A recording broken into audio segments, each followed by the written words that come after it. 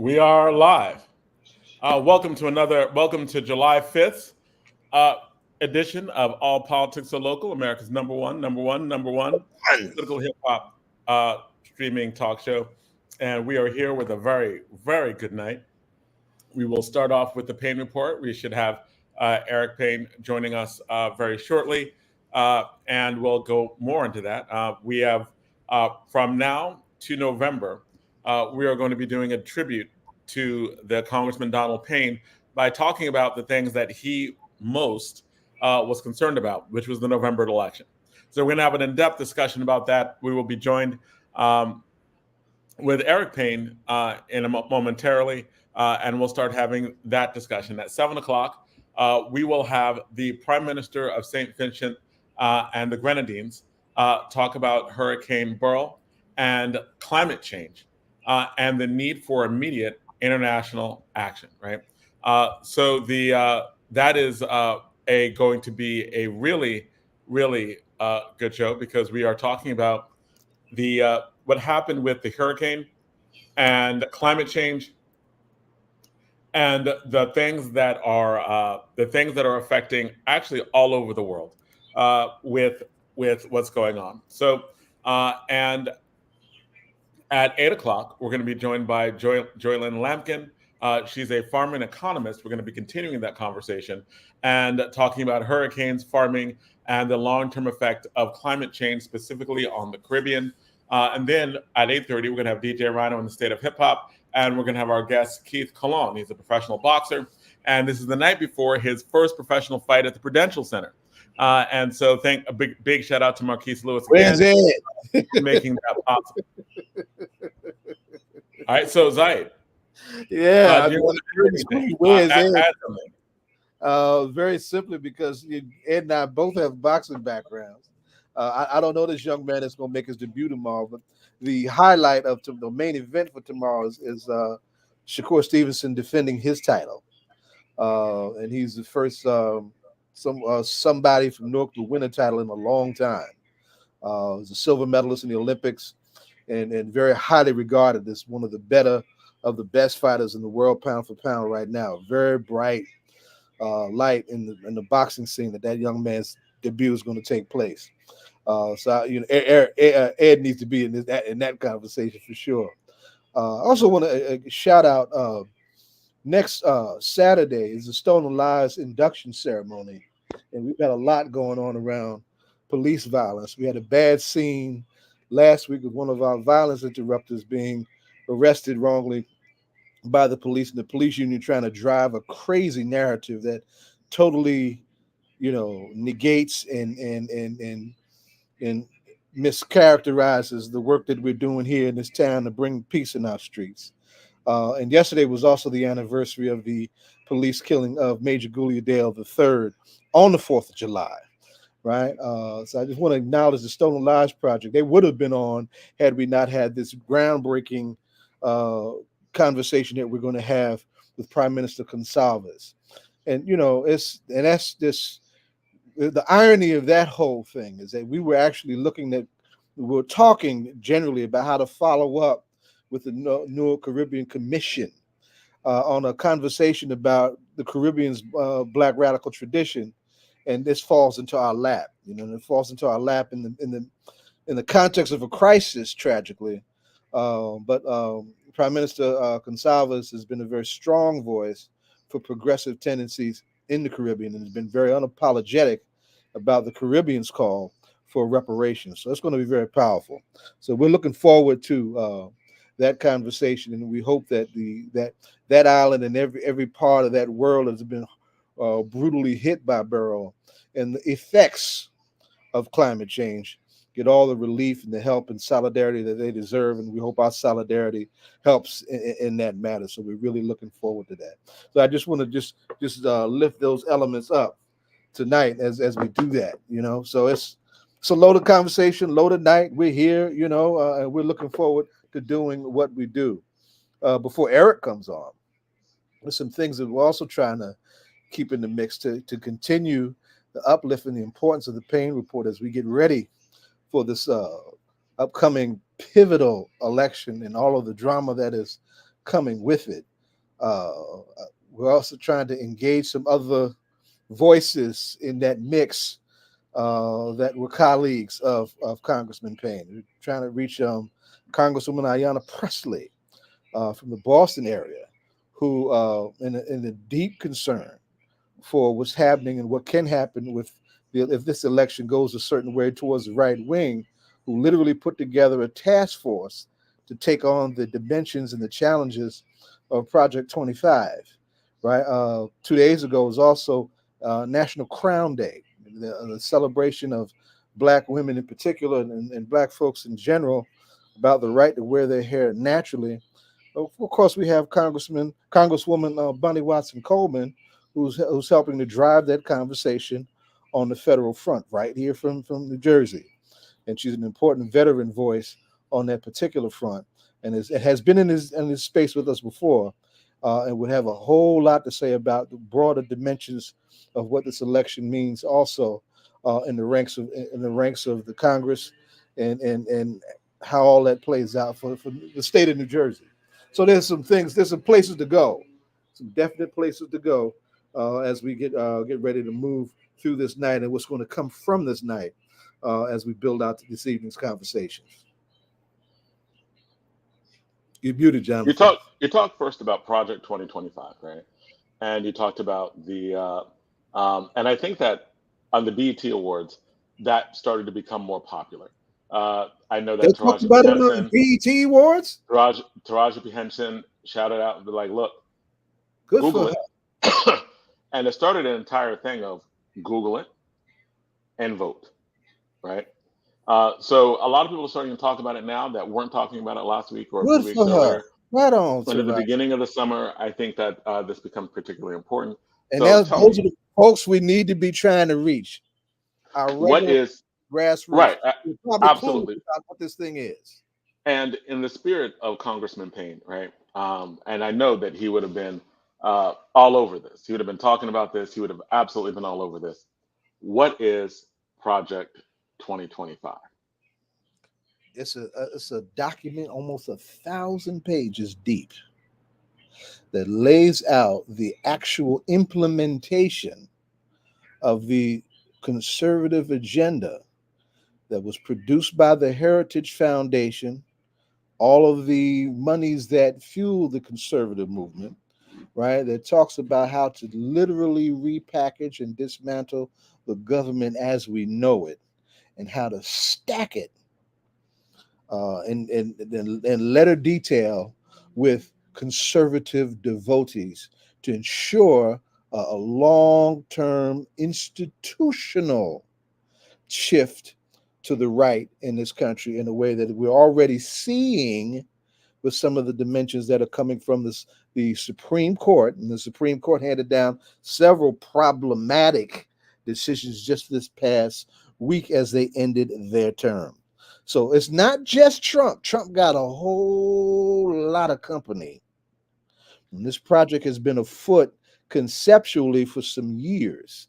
And they have been pushing inch by inch, election by election, taking state houses, right? Using the federal government when he was president, for instance, even though it was only 4 years, he stacked the courts with a whole lot of Trump-like or very conservative judges as a part of this right-wing retooling of the Supreme Court and the federal courts to ensure that they have the judicial background to do what they want to do with the Supreme Court, with the executive branch, and with the overarching administration dimensions of the federal government.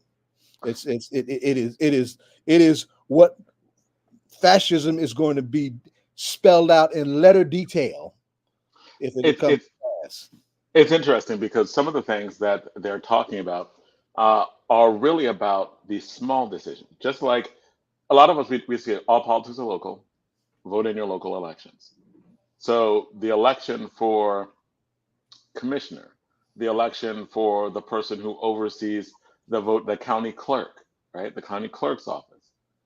Those are some of the most important Secretaries of elections. states. Right. They are some of the most important elections in our democracy. because they determine who counts the votes. And if it's done on a legit basis, many people who take these positions, they're taking them overwhelmingly based on, hey, we believe in democracy. And it's one of the reasons why when Trump tried to overturn the election, even in Republican districts, even with people who put in by the Republican Party, they came from a tradition that said democracy is important. Democracy is more important than an individual. We cannot overturn it, right? And they didn't. By and large, they stood fast to, hey man, you lost the election. These are the votes as they were counted. We're not going to find you more votes because that goes against our belief in understanding our job, right? And the same thing was true in many of Trump's decisions during the course of his 4 years. He found it frustrating because he wanted his vision to be passed, pushed faster, in the use of the Justice Department to attack enemies, in his use of the Environmental Protection Agency to not enforce certain environmental protections. There were certain things he was trying to do to move his agenda much faster, but he had career civil servants there. If you take a civil service exam, those who know you have a civil service exam, and you're there, you can't be fired politically, right? You are working for the government, not for any individual. Mhm. A cornerstone of Project 2025 is they want to change that. That's They right. want to make it so that they can fire civil servants who've been there for a long time and replace them with political hacks, right? Now, whenever there's an election, we all know, right? Like there's a certain number of positions that are political, that are positions that you get based on your affiliation with the current administration.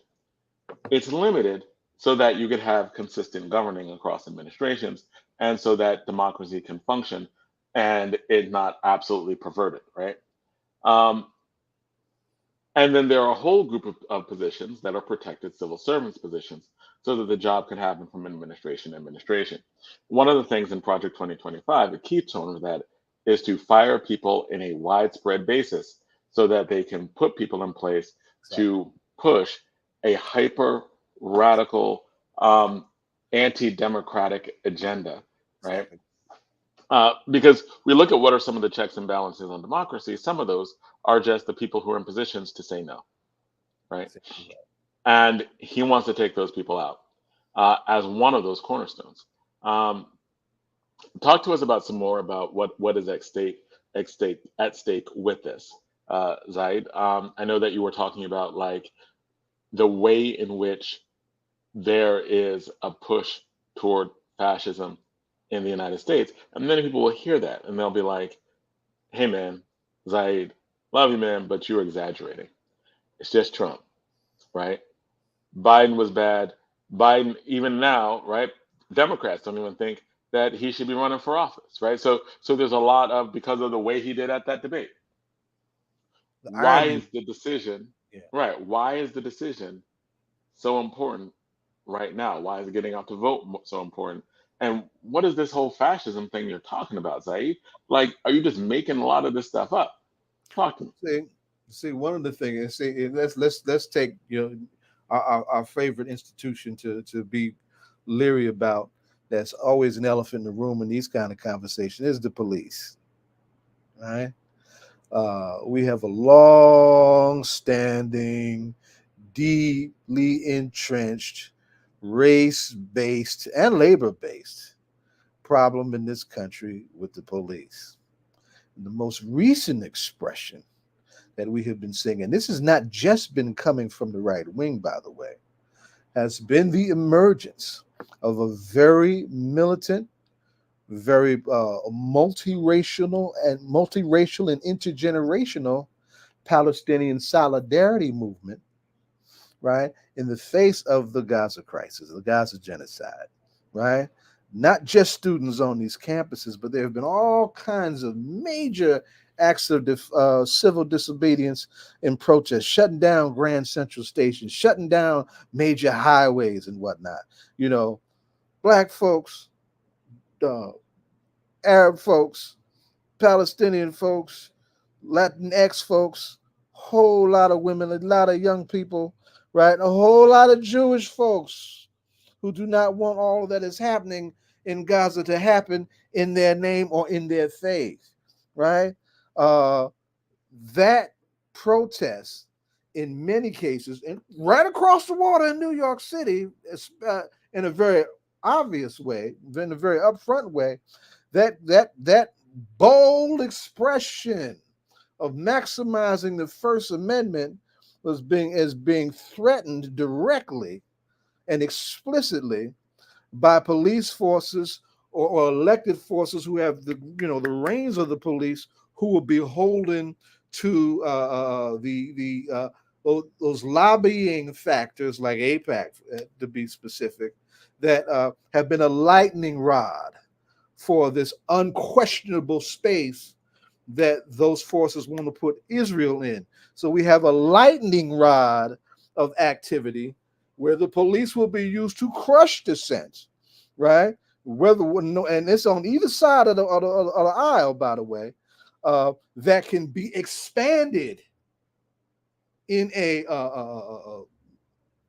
fascist paradigm where we have all of these new, controlled, deeply entrenched levers of governmental authority that would be all in sync with and driving by virtue of policy and practice, or a more violent expression of the using of police and state forces to repress dissent, to put some bold limits on the First Amendment that we have not seen since the McCarthy era. And we ain't talking about Kevin McCarthy.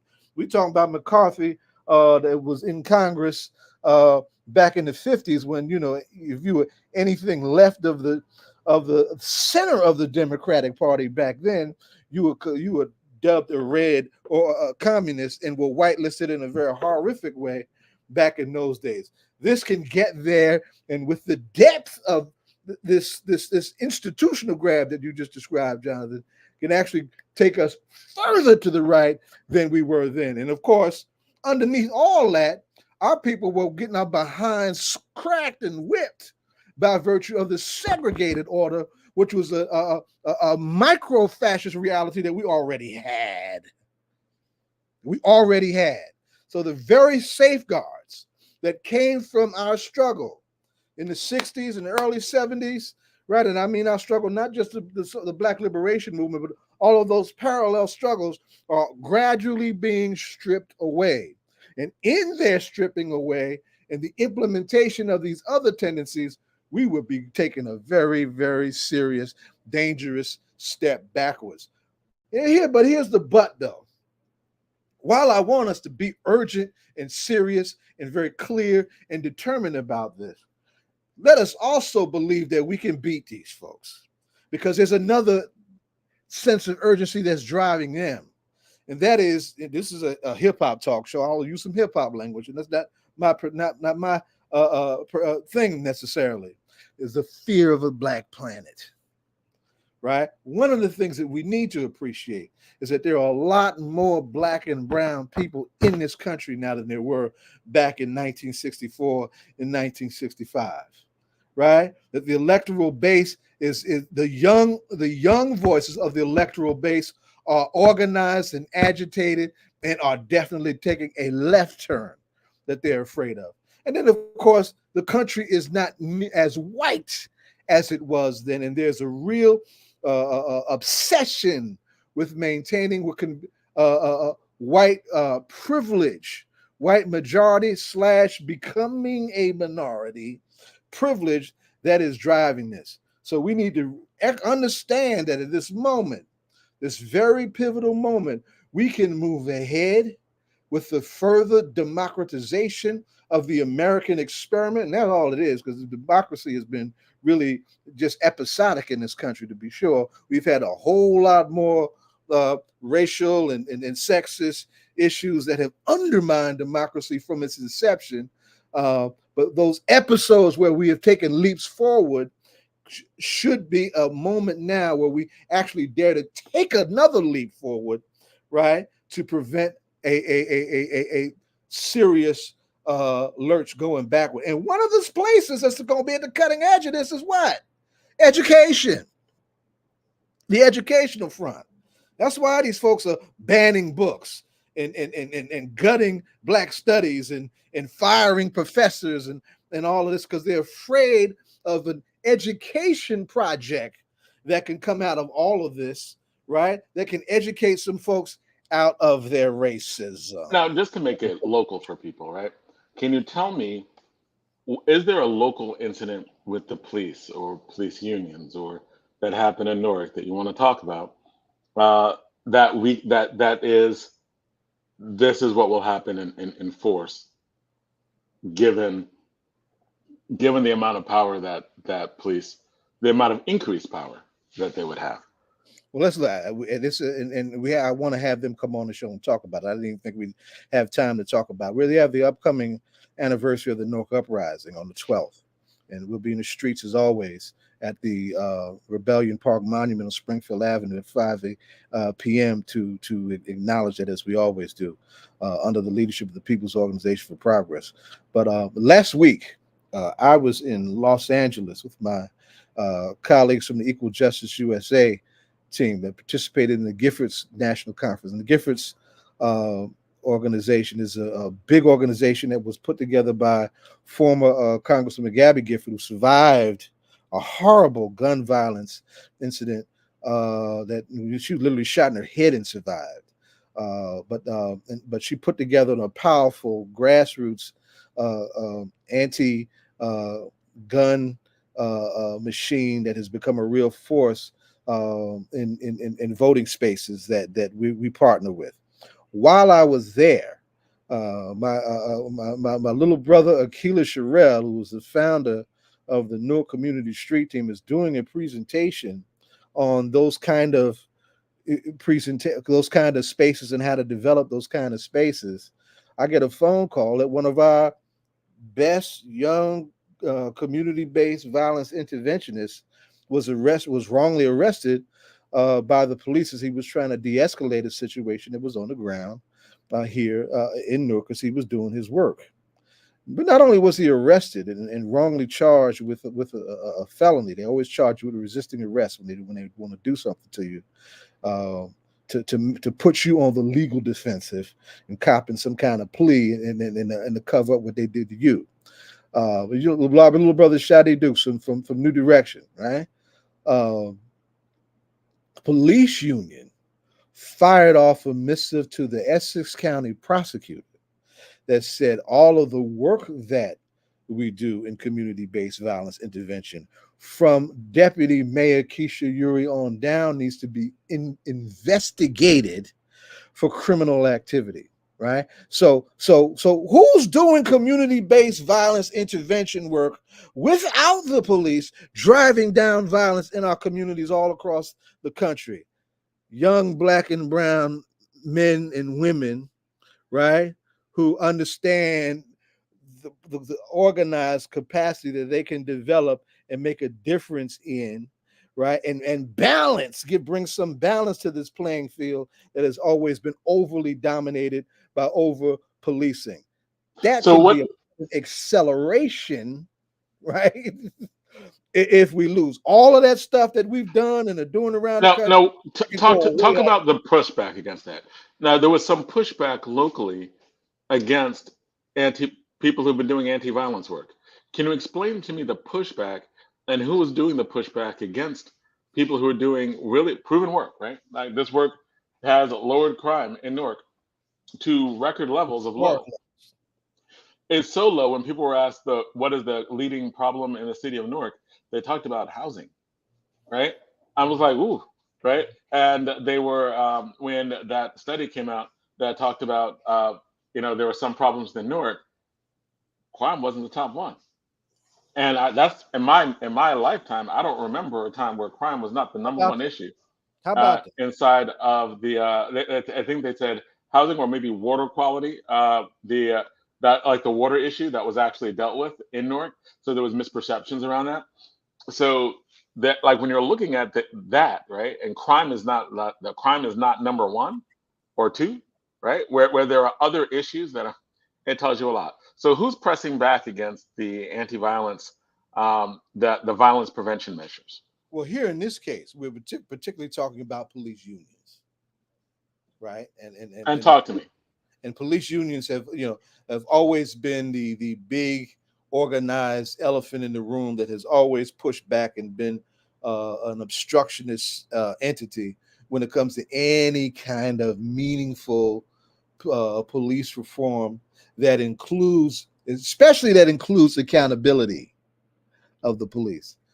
They have always been the vehicle that wants to make sure that police privilege that always put them above civilian accountability, right, is not interfered. And of course, underneath all of that is a policing expression that has been fundamentally racist, and oppositional in its relationship to communities like the us versus them dynamics, the warrior policing paradigm dynamic, where modest or progressive models of policing are based on community service and community control and the guardian concept, right? Police unions have been vehemently opposed to all of that, and people need to appreciate the power and influence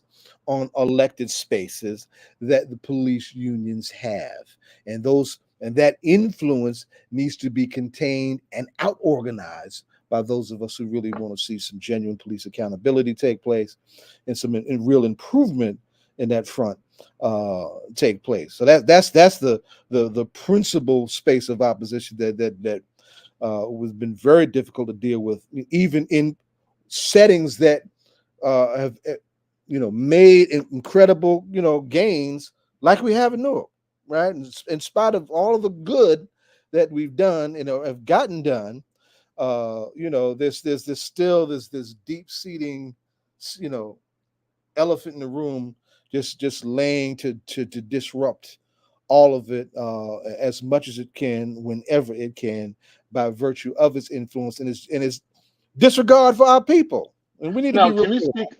can you speak to some of the studies that have been done on the effectiveness of the violence prevention programs from the both from the just the crime rates that have lowered, but are there more specific studies that are out there on that? Well, it's one that I'm very proud of because the organization I work for did it. Right? Case study that Equal Justice USA had done on Newark. And we hosted some folks from around the country to build that out, to support that and to look at that. There are others, right? But that was one that we were particularly involved with because it was a community-led study as well. Because that's a whole new thing that we're also trying to bring into research spaces. Is that data is not just numbers and the collection of numbers, but data can also be developed in community-based conversations and community-based strategies for change, right? And can be done in a community engaged way, right? So that not only do they reflect really what's going on in the community, but the community itself is actually involved in the process, so they can lift their own voices to drive policy conversations that the data ultimately tells them where to go. Hmm. Okay, so so that was an example, right? Like that was an example of how literally you have a group of people, a group of laborers, right? Police officers who are, or at least their union, right? That's pushing back against people who are doing actual violence prevention work, which seems counterintuitive because in Newark, the violence prevention initiatives have actually saved police officers' lives. They've saved them from harm. They actually shielded them when they were in harm's way, being shot at. There are multiple incidents, whether the incident from the George Floyd protests when there were outsiders who were trying to instigate. We're How talking about about the situation when there was a sniper that was targeting police officers. Some of them were, I know at least one of them was shot. And the community residents, people from anti-violence, helped actually get them out, right? That's right. That's a great story. So It's yet to be properly told, too, right? Because, explain. and meaning that we know what happened because we try to amplify it in spaces like these, right? But in terms of mainstream news and other leading outlets, that story about that particular incident was, and it was an amazing night, right? And it's and an amazing example of how this thing can genuinely work together when all of those parts have an established respectable line of march and respect for each other's work in a crisis, right? Right. As far as I'm concerned, that story has yet to be properly told, so that can be appreciated in a broader way, the way you and I are appreciating it and having this conversation, right? And in fact, that's What way one. is that? What way is that? Well, just in how it's told in the narrative that's driven by media, right? The media version is that there was a sniper, right? Well, a particular police officer was hit. He survived and whatnot, and all the police turned out, and everything is okay. All of the other dimensions that we just talked about and have been talking about were not a part of that conversation. Wow. So, in other words, the fact that it was the community response that helped protect the officers, it was the violence prevention programs that got in there and got the officers out. It was calls to the violence prevention programs that allowed them to get the information to get the officers safely out and to know that the perpetrator, was actually still in the building. Well, that woman, clarify one thing. We didn't. The violence intervention folks didn't get the perpetrator, but they moved the people who were in that building to a safe space away from the perpetrator, so he could be taken into custody when that time came by the authorities. Right. Right. Our folks were on the scene that helped with crowd control. Our folks were on the scene that help folks who just did not know what to do. Some folks jumped out who were in the community who weren't a part of anything. There was one particular woman who literally ran to the cover of the officer that got shot. Right. She had to be aided. They had to take care of it. So it was an incredible night. But that particular night, folks understood each other's lane and worked. And there could have been a lot more casualties than was the lone casualty of that officer, and that officer survived. And by the way, let's just put names, because I want this to be real to folks. Right before the show, my our little brother, and we had him on a couple of weeks ago, who runs the Brick City Police Collector. My little brother, my son Josiah Muhammad, just dropped some paperwork off of me. It was his brother. It was his brother who got hit. Right. I went to the hospital, as a lot of us did, and we do in those kind of in situations too, that help with what's happening at the hospital and those kind of things. Hospital-based violence intervention is a huge arm of this work that is, and there are other studies that lift that up. Right. And that's another place that drives down reprisals and retaliations, Right. and gives folks the help that they need when they have survived some incredible harm and violence. So and some of the things that relates directly to this program and what we're doing right now, talking about Project 2025, talking about some of the gains that were made in progressive communities on policing. There's an actual federal there's a federal Office of Violence Prevention that was directly inspired by the work that was done in Newark, Chicago, Los Angeles, and around the country, right? Like, so you have that's not me, Jonathan Austin, and you are dead on point. That's the Justice Department. The Justice Department, by the way, was very present at the Giffords Conference. The Justice Department has rolled out its own line of CVI, community-based violence intervention training, right, to help certify the work. I grabbed somebody from the Justice Department and said, look, we need y'all to talk to your boys. We appreciate everything you're doing, but if they don't listen to us, right, and we don't have the authority that you do, y'all, the Justice Department, y'all need to talk to your boys, meaning to talk to these police departments, right, that refuse to acknowledge and work with these kind of programs when they emerge, because the results are always greater where there is some buy-in from law enforcement leadership, right? For example, the work that we've done in Newark is with the emergence of the street team, for example, and some of that work is now starting to be developed in Baton Rouge, because Baton Rouge has a somewhat enlightened mayor, a halfway decent city council.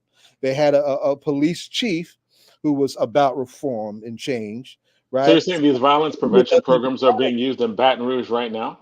Yeah, yeah. So that created environment for these tactics, this method that we're using, community led, the public and public safety, right? In Newark, we have a direct influence on a city like that, and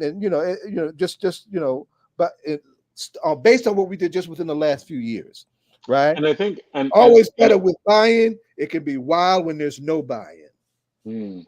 and it's well, first, introducing Eric Payne. Eric Payne, welcome to the program.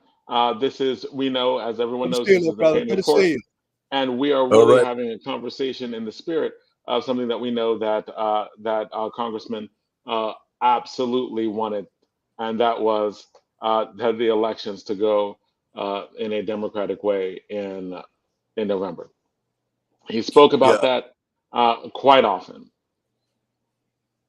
Yes. Sorry for having trouble. I don't know why the internet uh, stuff was not working, but yeah, he did speak about that in the election in November.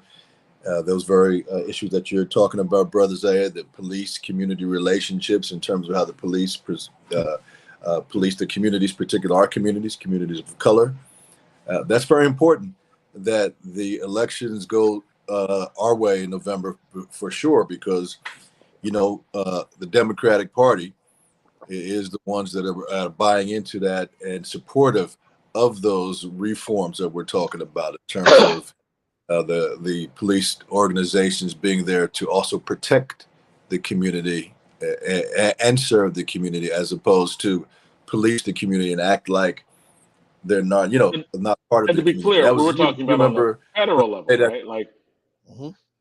because I think that, like, one of the things I brings out is that there are some Democrats, right, who don't share that view, right? But Biden in this Justice Department, right, like, and I think that's important, that distinction.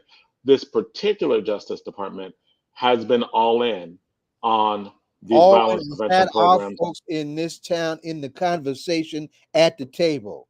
Keisha Uri, Akila Sherrill, Al Tariq Best. I can name several others that have been at the table. And I'd like That's to think the that a lot of that was because, not just because of the work that they did, but the connections that our local people have with the people who represent us federally, right? Absolutely. Absolutely. Like Payne had conversations directly with Nancy Pelosi about many of the programs that were working well in Newark, to the point where the infrastructure bill included getting out lead pipelines He was big on from your property, from privately owned lead pipelines, right? that. That's right. He was big So on that, so those are things that happen. But you that. were saying, in terms of the issues that we're talking about, I just want to make that clarification, Mhm. because there are a lot of local Democratic leaders in different cities that are anti the violence prevention programs, and that are pro militarization in ways that Zai talked about first, when he talks about the way in which protests are cracked down on, right? Mhm. Yeah, like In for ways that, example, in New Jersey, I would be very concerned about the Democrat that poses himself as a liberal by the name of Josh Gottheimer. Be very Mm, concerned about that dude. He represents the other side of that, right? mm, And is he running for? he's not one to entertain these conversations, right? And and when you're making peace, you talk to whoever you have to talk to make peace, to keep people from getting hurt. That's peacemaking 101 all over the world, right? Right. But when folks are dug in on position and privilege, and they hold the power in the relationship that's at hand, they have the option of snubbing their nose and their finger at you. And and, Right. and he represents that kind of tendency, even though little dude is a Democrat. right. Well, that's what it's about, right? That position and privilege, which reflects a certain position and experience that you might have had, not only in your governing, but I think also in your development, in the neighborhoods you grew up in, right? Didn't A- say that. And and I think that it affects, our relationship, Black people's relationship. I'm just going to say it's a little bit different than everybody else's relationship when we talk about the relationships or the interactions with police organization, right? And it's the example of one of us, or one of our people who understand that supporting, like you said, Brother Zayed, the militarization of Brother Austin, the militarization of the police force in terms of just the fact that we're talking about some of the equipment that they made available, some of the surplus equipment, and the value system of who supports some of that surplus equipment, military surplus equipment going to police forces, right? I mean, if you have someone like my cousin who has had a direct relationship with Mr. Pelosi and others in the party to say, for example, why do police forces need Bearcat big tanks to serve the community, right? Why do they need equipment of warfare to protect and serve the public, right? I mean, how far are we going to? So I think it's yes. There's a lot of, like you said, there's a lot of Democrats who are Democrat light, right-leaning Democrats, a little bit more right of center, that have a different perspective that we have, that have a different interaction. And because of their district and because of their voters, I think they reflect the majority of people, or maybe the majority of people who are the loudest. The squeaky wheel gets the most attention, so to speak. I know I'm messing that quote up, but just in my community where I live, there was a very active minority of people would go to council meetings. You guys know, when you go to council meetings, that's when people make themselves heard. So imagine taking that to the next level, the federal level, right? Mm-hmm. People who are in contact with their representatives and demanding certain actions, and that they take certain actions and support certain positions that are very loud and have very deep pockets. And there's a split of the opinion of where the Democrats could go on a certain number of issues. And just the recent election of Brother Bowman was primaried in New York by perhaps they're said some of that same kind of mentality. Exactly right. Mm-hmm. Someone who was supposed to be a Democrat, but he had a similar mentality that you referred to, one that it has less understanding or is less open to some of the issues that we're open to or that we experience. There's a direct line that you can draw from certain policies that perhaps end up as foreign policies, and how we allow certain things to go on, certain support of Israel. That's a big split, or their actions, really. That's a big split in the community. It's not to say my cousin was not a supporter of rights of Jewish individuals, but it wasn't going to be a thing that, we don't agree on everything, right?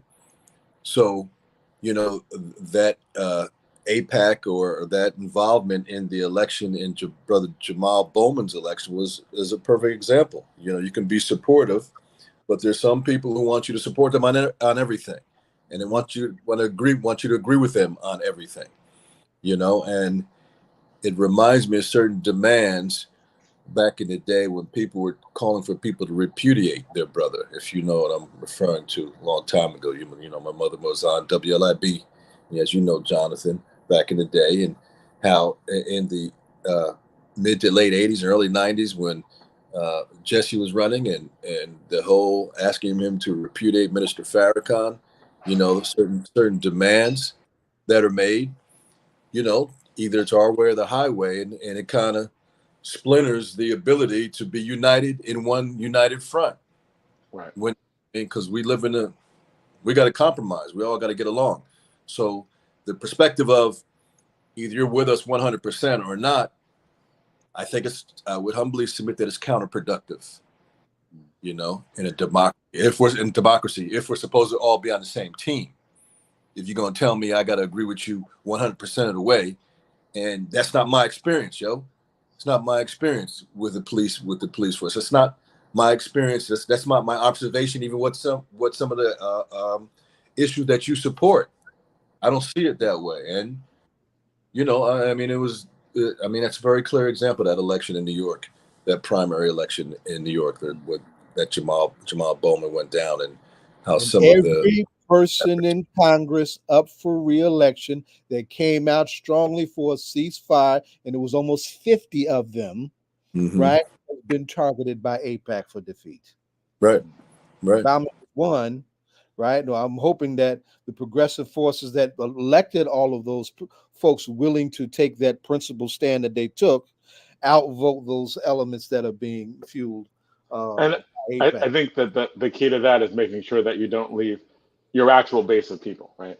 I think the problem with Jamal Bowman is that he lived in a district where he actually alienated a significant part of his own base, right? And his district got touched too. His district got touched by gerrymandering.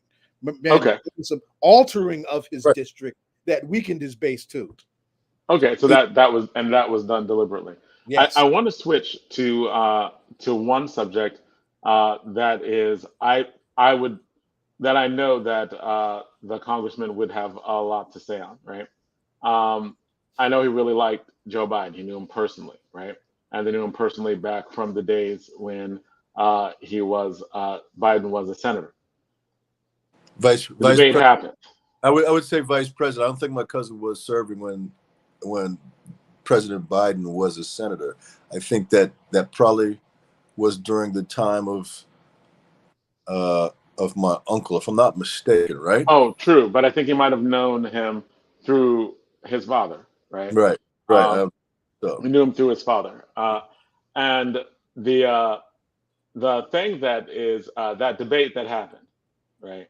That was a lot of people were disturbed, right?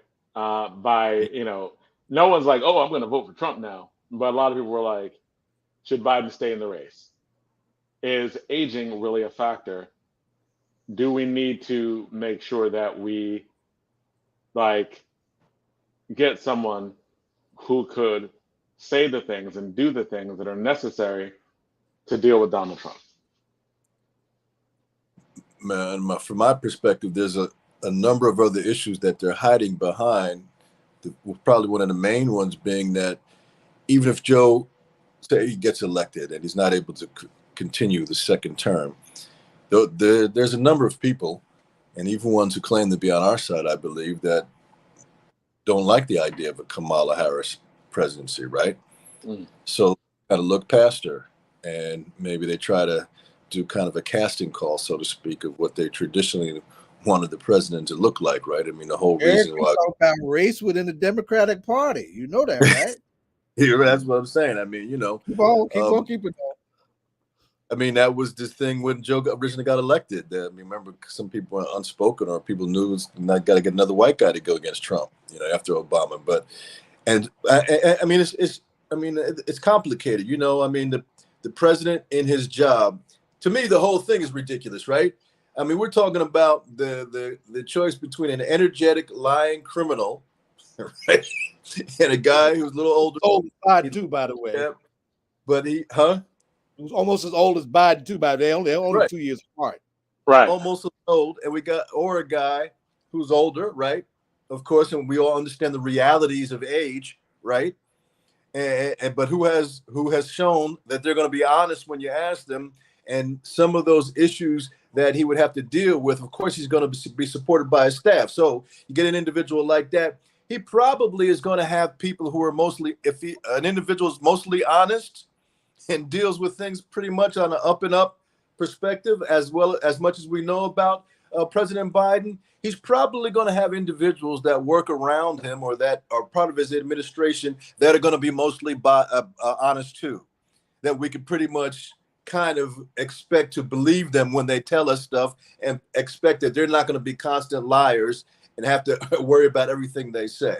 So even if some of those decisions, right? I mean, the thing was that he was not had the mental dexterity at the time, or exhibited that, and that's a question to be dealt with, to hammer him on those every single lie that Trump was telling during the course of the debate. Was it to be able to pounce and make his point really strongly? That's the thing, the mental dexterity. Sometimes I think there is certain points where those moderators should have hopped in, I think, and corrected the record in certain things. But I mean, it is a concern. But you know what's also a concern? No one having somebody who knows this guy's older, maybe not as old as this guy, but he's going to tell the truth, as opposed to, because this guy lies quickly and he's able to spin and keep talking BS, that maybe we should now consider electing him for president because this guy seems to be too old, but he tells the truth and he's doing the right thing. And he's got all these statistics to say that the country is rolling at a much better rate than it was before, but he's too old. So I think I'm going to go for the liar. I think a lot of Democrats understand concerned.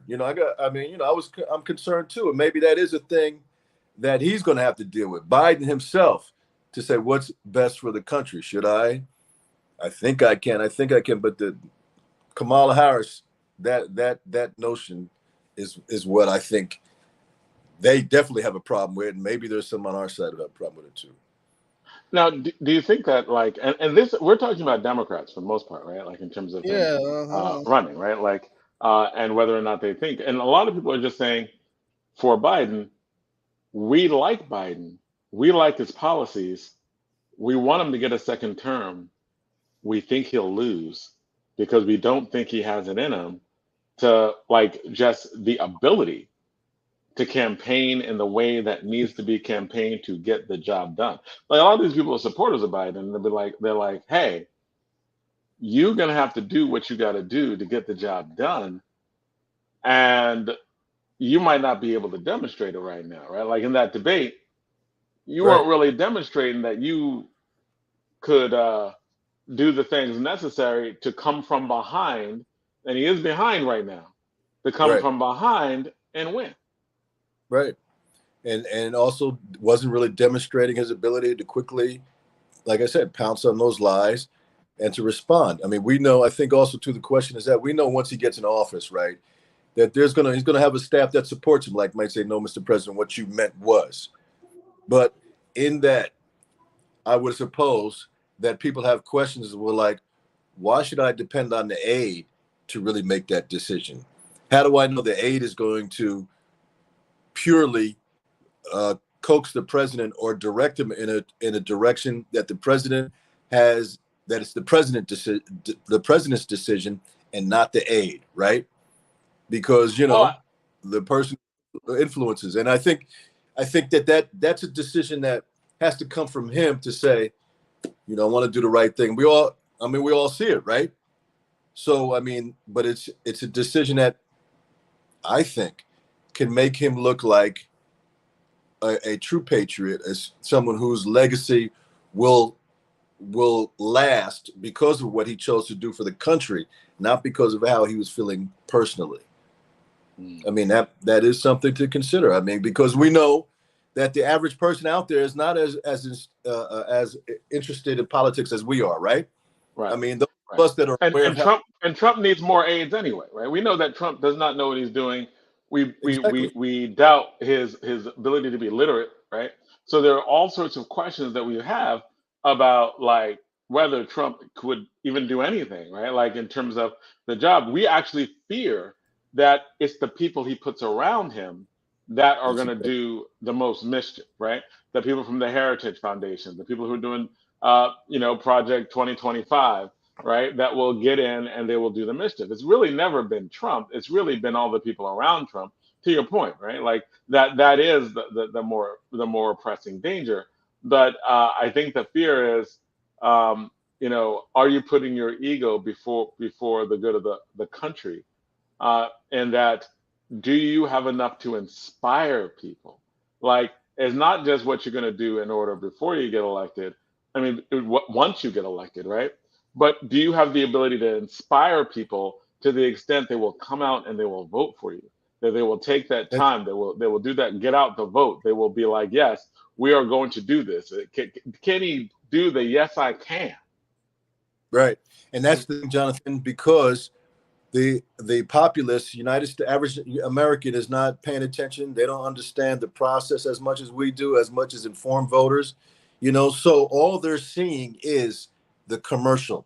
All they're seeing, I was thinking last night, the people on the staff might say, hey man, 90% of the time the president is on it, and I don't think these drips and drabs of these little news clips and said that they were at a meeting and he said that as long as he gets his sleep, he's going to go to bed at 8:00.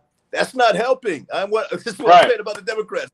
Let's stop talking. Right. These are coming from his own aides. This is coming from his own party. This is coming from his camp. His camp is like, I went to bed late. I was traveling. I was like, who put this out there, man? They weren't your friends. It's like it's like when Kendrick Lamar was like, look, I'm getting your group is helping me, right? Like, oh man, Who are your friends who are saying that you need to that you passed your bedtime, man? Right. That's what I'm saying. And like I said, you might be around him 90% of the time and say he's lucid and sharp, but the public ain't around him 90% of the time to say, yeah, sometimes, but he's good. He's good. We're not around him all the time. All the time we see what we see on TV and whatever. And so if every time those of us who understand the process and really understand what's at stake and how much, whether that's the issue or other things are the issue, if we are feeling that, imagine what the casual or the average person out there who, when you see him on the Jimmy Kimmel show or Jay Leno back in the day when they used to do that jaywalking and they go out and say, do you know who this is? The Secretary of Education. Do you know who this is? And people haven't even a clue. They can't even name, barely, a lot of them couldn't even name Joe Biden when he was Obama's vice president by face. So you think those individuals are going to really be paying attention to the details and know that, you know, the economy has been kind of better under Joe Biden. The jobs number every month has been better, has been beating Trump's. Come on, they have jobs reports. What? All they know is what they see in the public, the few clips that they see on the internet and stuff like that. And this is what we talked about, Brother Zaid, a couple of weeks ago, last month, was that we need to educate our populace.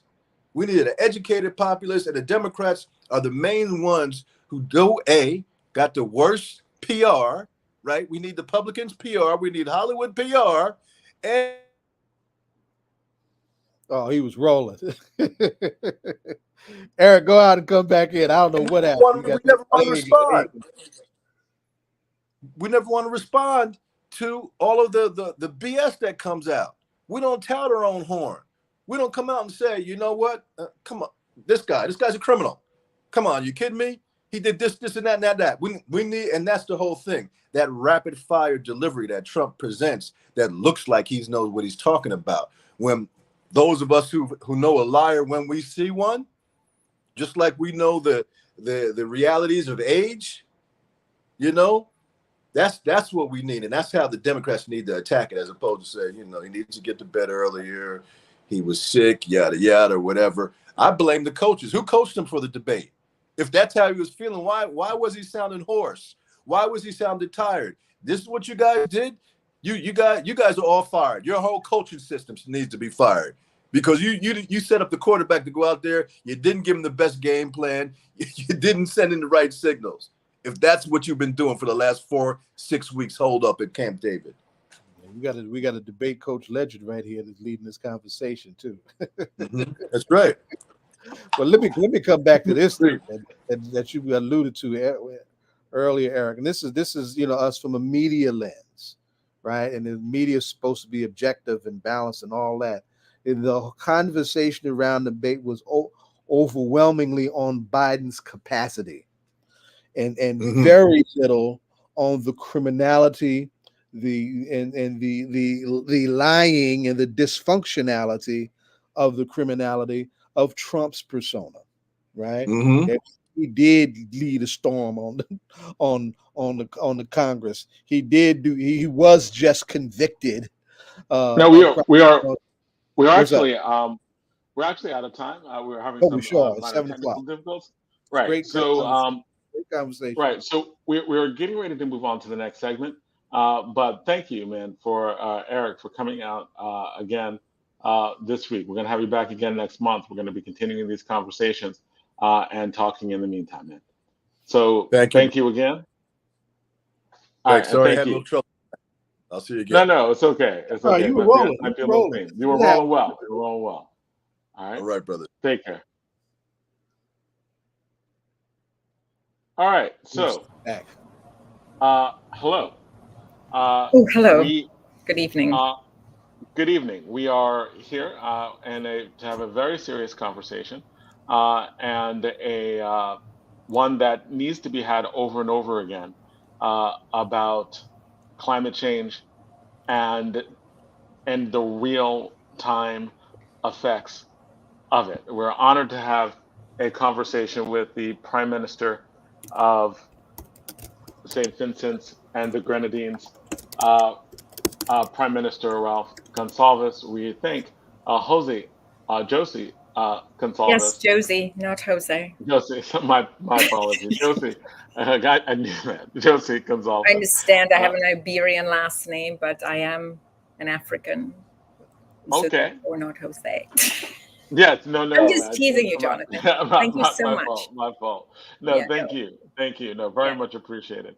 And also thank you for organizing this as well, right? Like the Public Square Amplified is just really good, doing good work in media and doing the necessary work to get alternate voices out. The recent hurricane we know has been devastating. 90% of the homes, right, like have been devastated. And this is a trend every year. There's a different Caribbean country that is hit with hurricanes that are devastating to the population. And we believe that the science says that it's going to happen more, right? That's true. Yeah.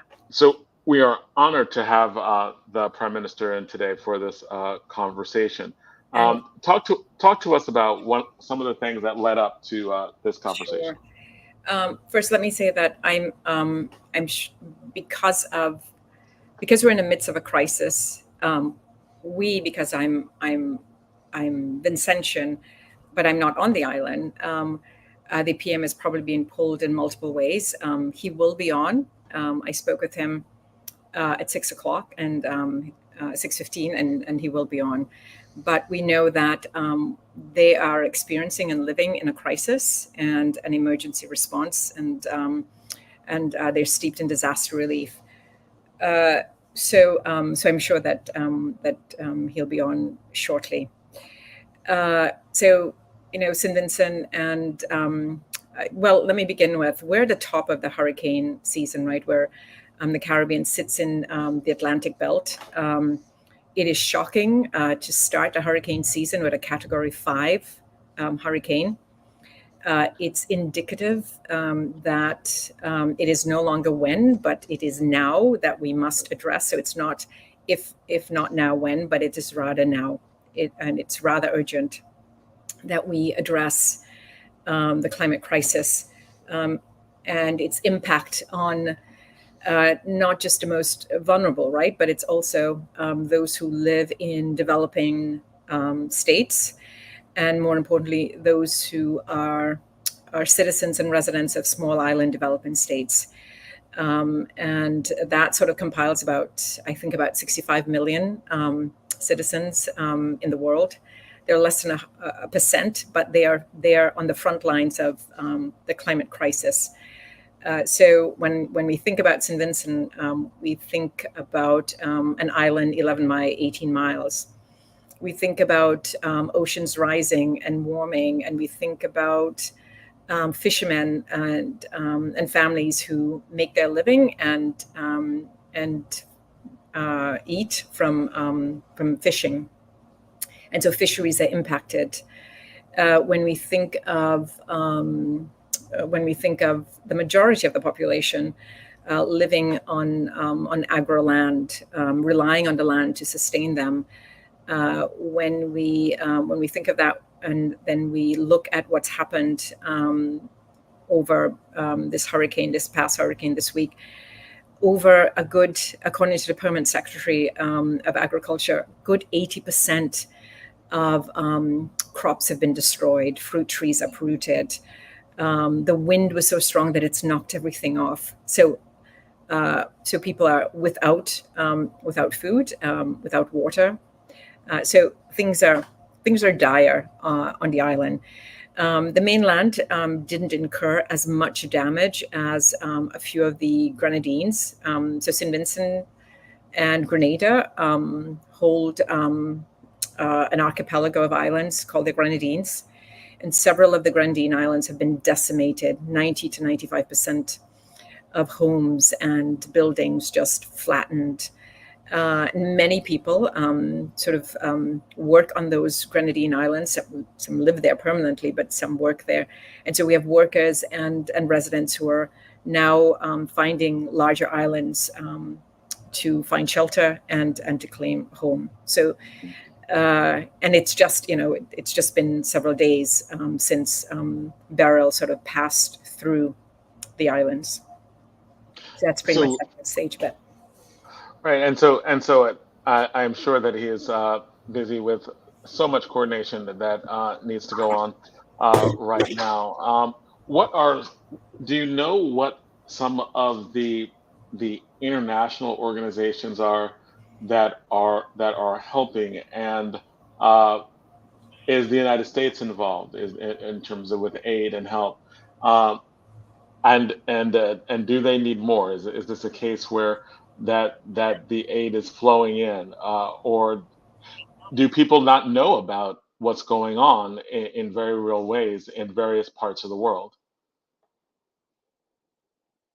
The PM is coming in now, and he'll be able to answer. But certainly their friends, international friends of St. Vincent, and the PM is in a much better position than I am to sort of speak to that directly. But certainly the UN, and certainly is responding. Other islands are responding, and I'll let the PM speak more on that. Well, welcome, Yes. Prime Minister Gonsalves. Are you there? House. Good Hello, sir. good evening. Good evening. Who Good do we evening. have in addition to Josie? Hello, Jonathan sir. Alston. I am Ah, Jonathan Alston. I'm the co-producer of All Politics Are Local. good to meet you, Jonathan. And who else? And right now it's just myself and Josie. Okay. We're hoping a couple of other journalists will join us. But PM, thank you so much for taking this time out. I know you're probably not sleeping, and there's so much going on. So thank you so much for making this time. We're hoping to give you as much time as possible to share sort of updates on what's happening on the island, but also to sort of raise the urgency of why disaster risk management must happen right now, and why developing countries must do their part. I know that, but so welcome. Thank you. Thank you very much for having me. I really appreciate it. Now, Right. go ahead, my brother Jonathan. I was going to ask the first question, which really is, what is the situation right now? And what is the situation right now? We've here 90% of the houses have been devastated and destroyed. Where are we at with a lot of Okay. the life-saving aid that needs to go through? Well, let me begin first by thanking you, and then for your viewers, listeners, for them to understand the geography of our country, so they could appreciate what has been happening. St. Vincent and the Grenadines is an archipelagic state of 32 islands, 9 of which are inhabited.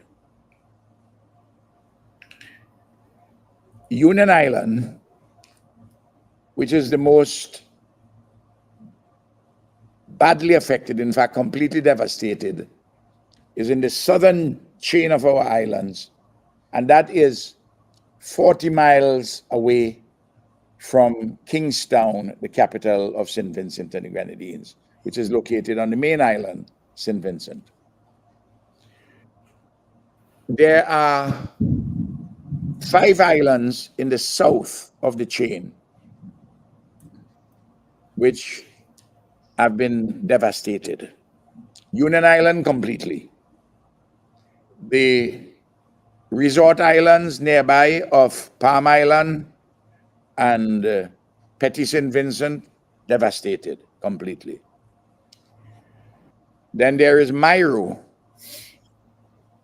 which has 95% of the houses severely damaged or destroyed. In Canawan, a similar picture as in Myro. in that southern chain, in these 5 islands, or even if you take out the 2 resort islands, the other 3, Union Island, Mairo, and Canawan, you have in excess of 5,000 persons living. The estimated number is 5,500. Now, you put on an average to each house 3 persons. You can see already where you are at approximately 1,800 houses. Then you come up the chain to the largest of the Grenadine Islands, which is 9 miles from St. Vincent, Bequia. The evidence provided by the local committee, it varies between, depending on what you're counting, between 20 and 40% of the houses, which have been damaged or destroyed. On St. Vincent, there are hundreds of houses which have been destroyed. We do not have a number yet for the simple reason that we lack communication. The telecommunication system across the country is entirely broken down. At the residence of the Prime Minister, I don't have internet. Because the system is gone and they're trying to build it back.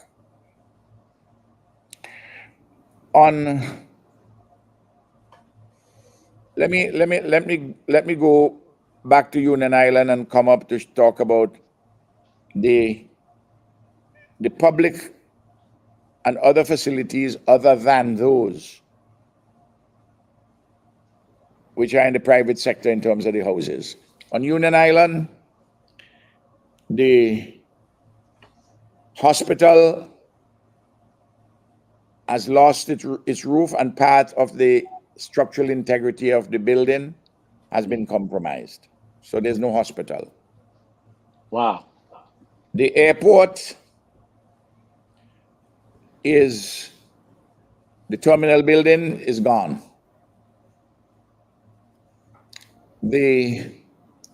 That includes the tower and everything for the civil aviation purposes. The 2 primary schools and the secondary schools, their roofs are off, they're severely damaged. In fact, 2 of the schools are really destroyed completely. The bulk of the solar panels at the state-owned electricity company, they're shattered. And the electricity company, the electricity facility, the power plant, maintains substantial damage. All the poles, the electric poles are down. It's going to take months to get back electricity on Union Island. Other public facilities, they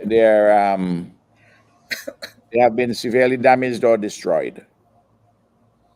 In Mairo, the power plant has been compromised, but the existing infrastructure, it's possible that we can get back electricity there maybe in a few weeks' time. Similar thing in Canawan. Canawan has 2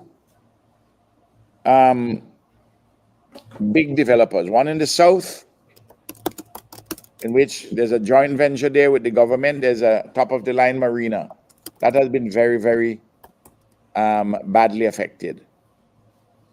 Millions of dollars worth of damage, and a couple of boats in the marina. Well, 3 of the boats in the marina went under. The airport terminal building in Canawan, which is a jet airport, that's gone. The tower has gone. The tower for the civil aviation, the fire station, the roof has been damaged. The fire truck itself also has been damaged, the main fire truck. The police station has had part of its roof ripped off, and the building is compromised. The primary and secondary schools in Canawan have had their roofs taken off and other parts of the buildings compromised. But in Canawan, because of the developers in the north and the south working with the police and local community persons, there is a semblance of a structure to hold things together, which you don't quite have, which you don't have at all in Union Island. We are setting that back up. In Bequia, the electricity is already gone, but it's coming back bit by bit. On mainland St. Vincent, as of last night, 70% of the suppliers of the customers got back electricity, but there are large areas still without. The water system on the mainland, from the day after the day of the hurricane, the system in large areas is broken down. Pipes broken, intake areas damaged, and so on and so forth. And our staff have been working feverishly to get that back.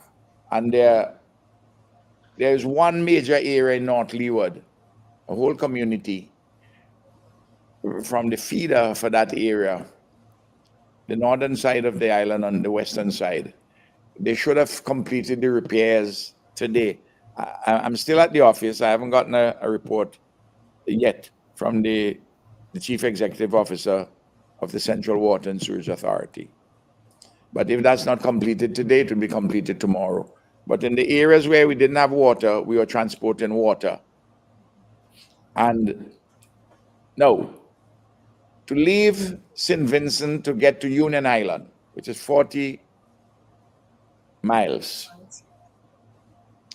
there's a fast ferry which takes an hour and a half to get to Union. So that if you have to get to Union Island, it takes you an hour and a half by boat. We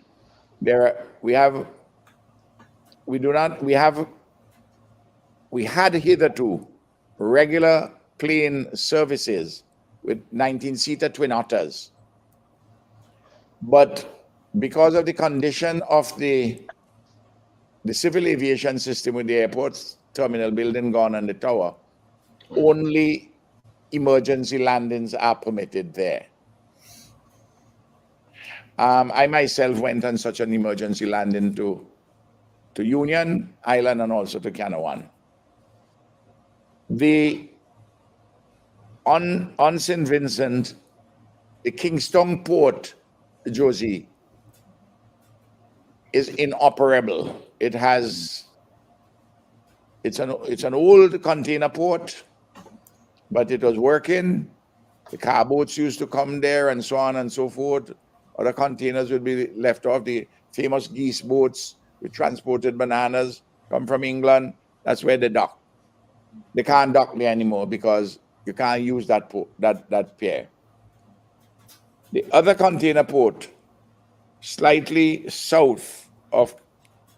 west of Kingston, north of Kingston on the western side, that has been damaged significantly, but still operable.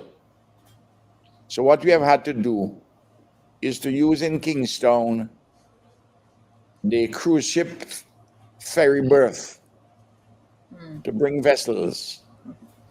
But you have to be careful because the actual building itself, the actual terminal itself, is made for passengers and not for cargo.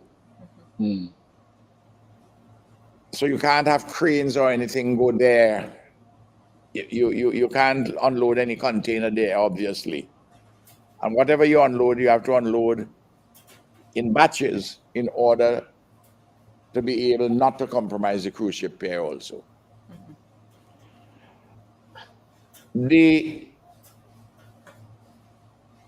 What are some of the immediate problems? Well, we have been taking food and water down to the Grenadine Islands.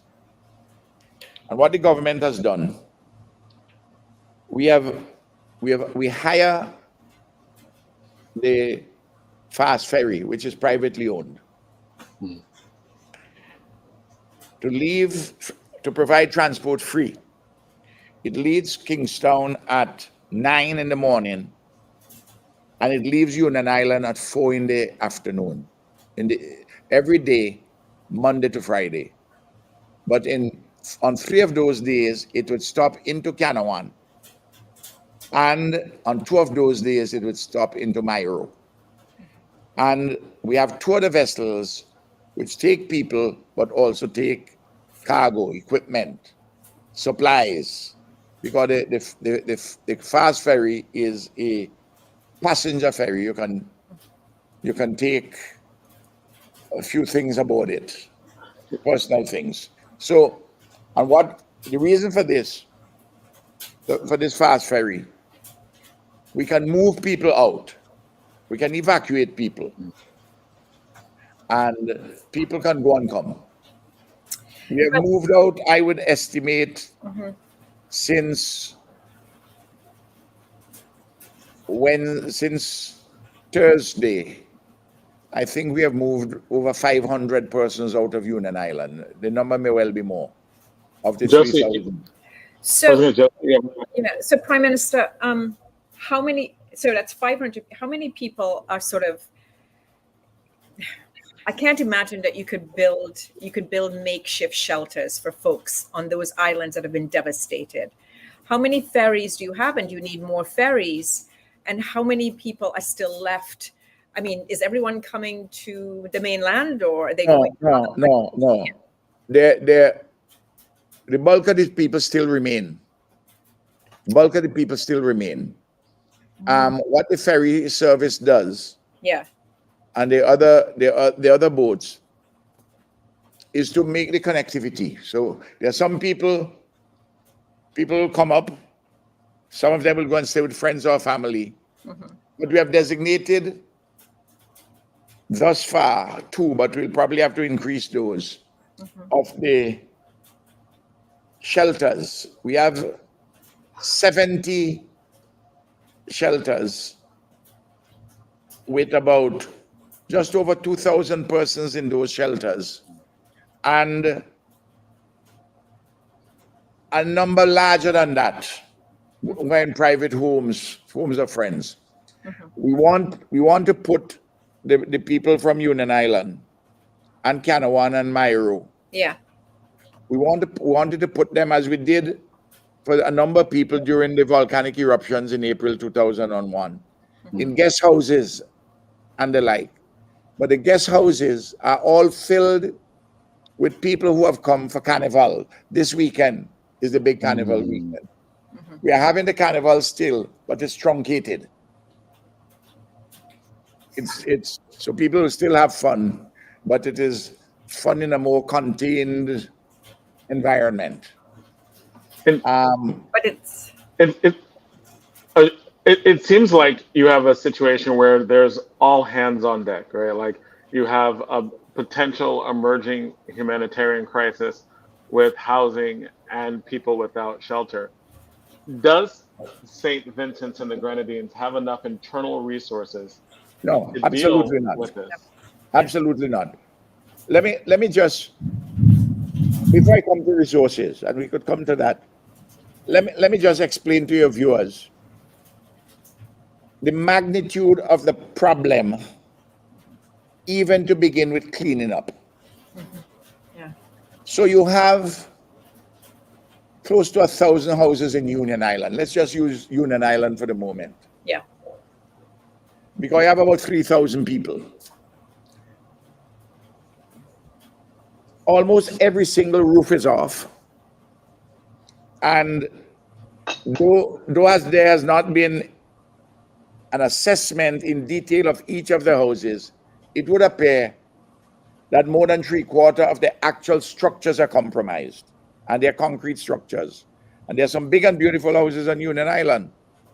Some of them built by migrants, people who migrated to the United States and come back home, people who fish for conch and lobster and so on, and have built good houses. Think about moving 1,000 roofs of significant houses and moving 750 wall structures, because you have to demolish them. Oh, Now, that I'm not dealing yet with the public buildings. No. These islands are environmentally fragile. So the first problem you face, Josie, where are you going to put all of this rubble? One solution is to barge it, but barge it to take it where and to do what with it. Yeah. right. And then you will have to, if you barge in to take it, to throw them somewhere, you have to disaggregate the galvanized zinc roofs and the steel from the concrete. Now, let's take you a step further. In the school term has just ended for the primary and secondary schools. In Union Island, there are 2 primary schools and 1 secondary school. In Canawan, there's a secondary school and a primary school. The students from Myro go to Union Island for the secondary school, and they have a primary school in Myro. Now, electricity is not going to be back by September in Correct. Union Island, unlikely to be back. The houses would not yet be all built back by September. What do you do with the students? I have to bring the students up here to St. Vincent. But there wouldn't be enough spaces in the schools to place all of these students in existing schools. So we will have to build temporary secondary schools and temporary primary schools. And temporary housing for them. Right. Families. Well, not just that. Are you going to send your son and daughter? From their home. Somebody in the family would want to come. Maybe everybody in the family may want to come. So they have to be provided for. No. Then let's go to the productive sector.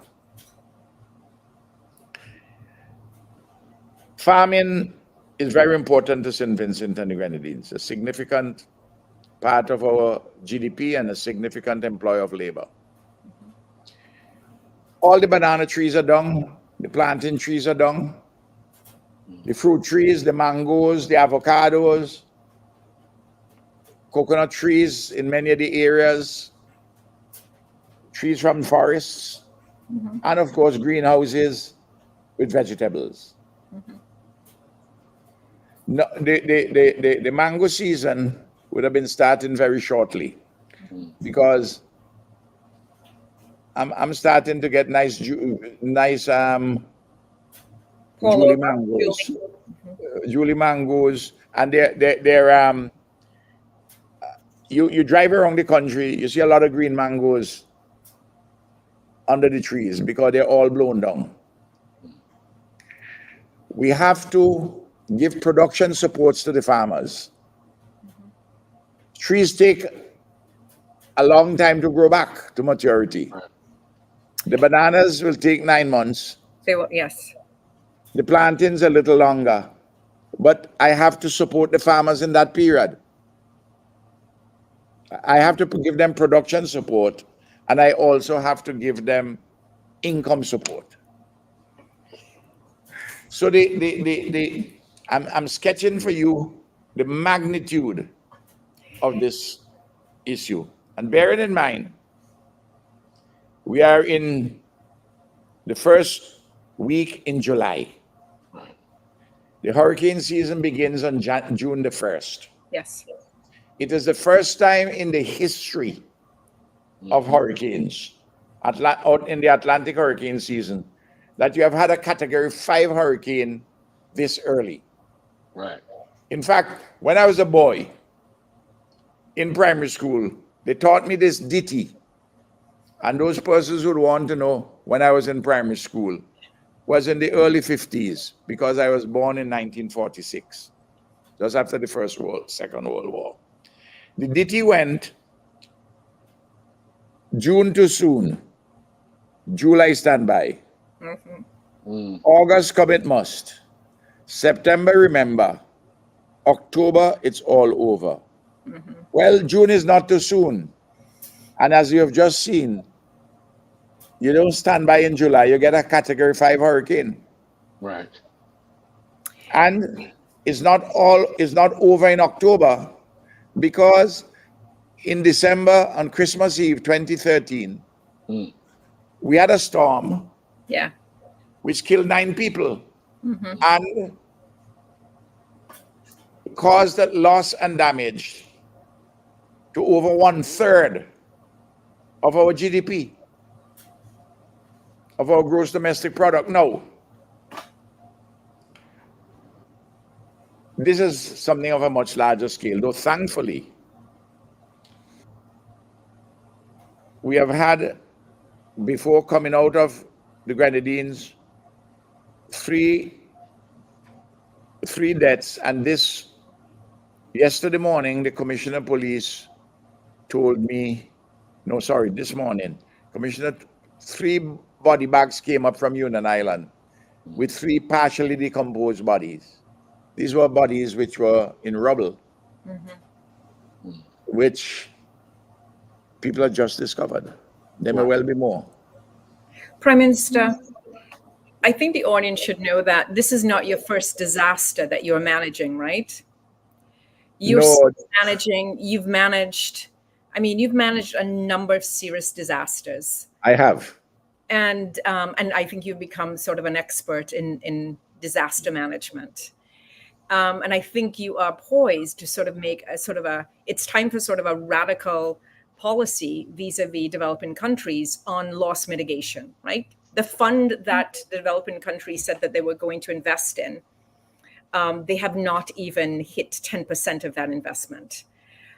You're still repairing from a volcano, you're still repairing from a flood, and you may have another Category 5 behind you, behind Beryl. Well, what happened is this. On Tuesday, on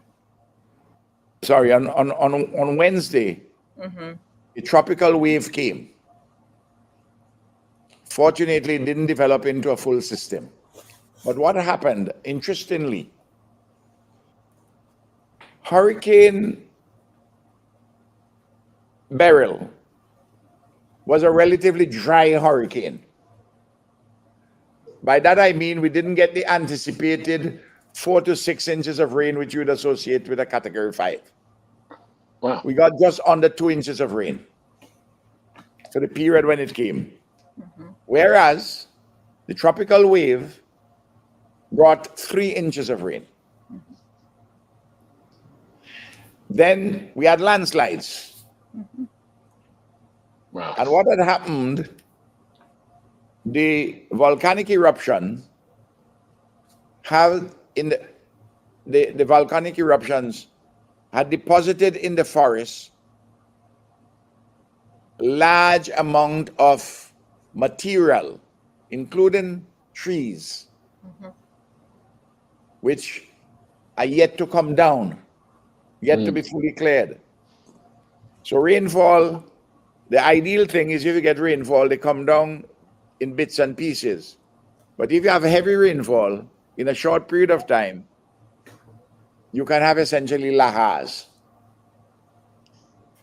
So it's a complicated business a simple thing which let's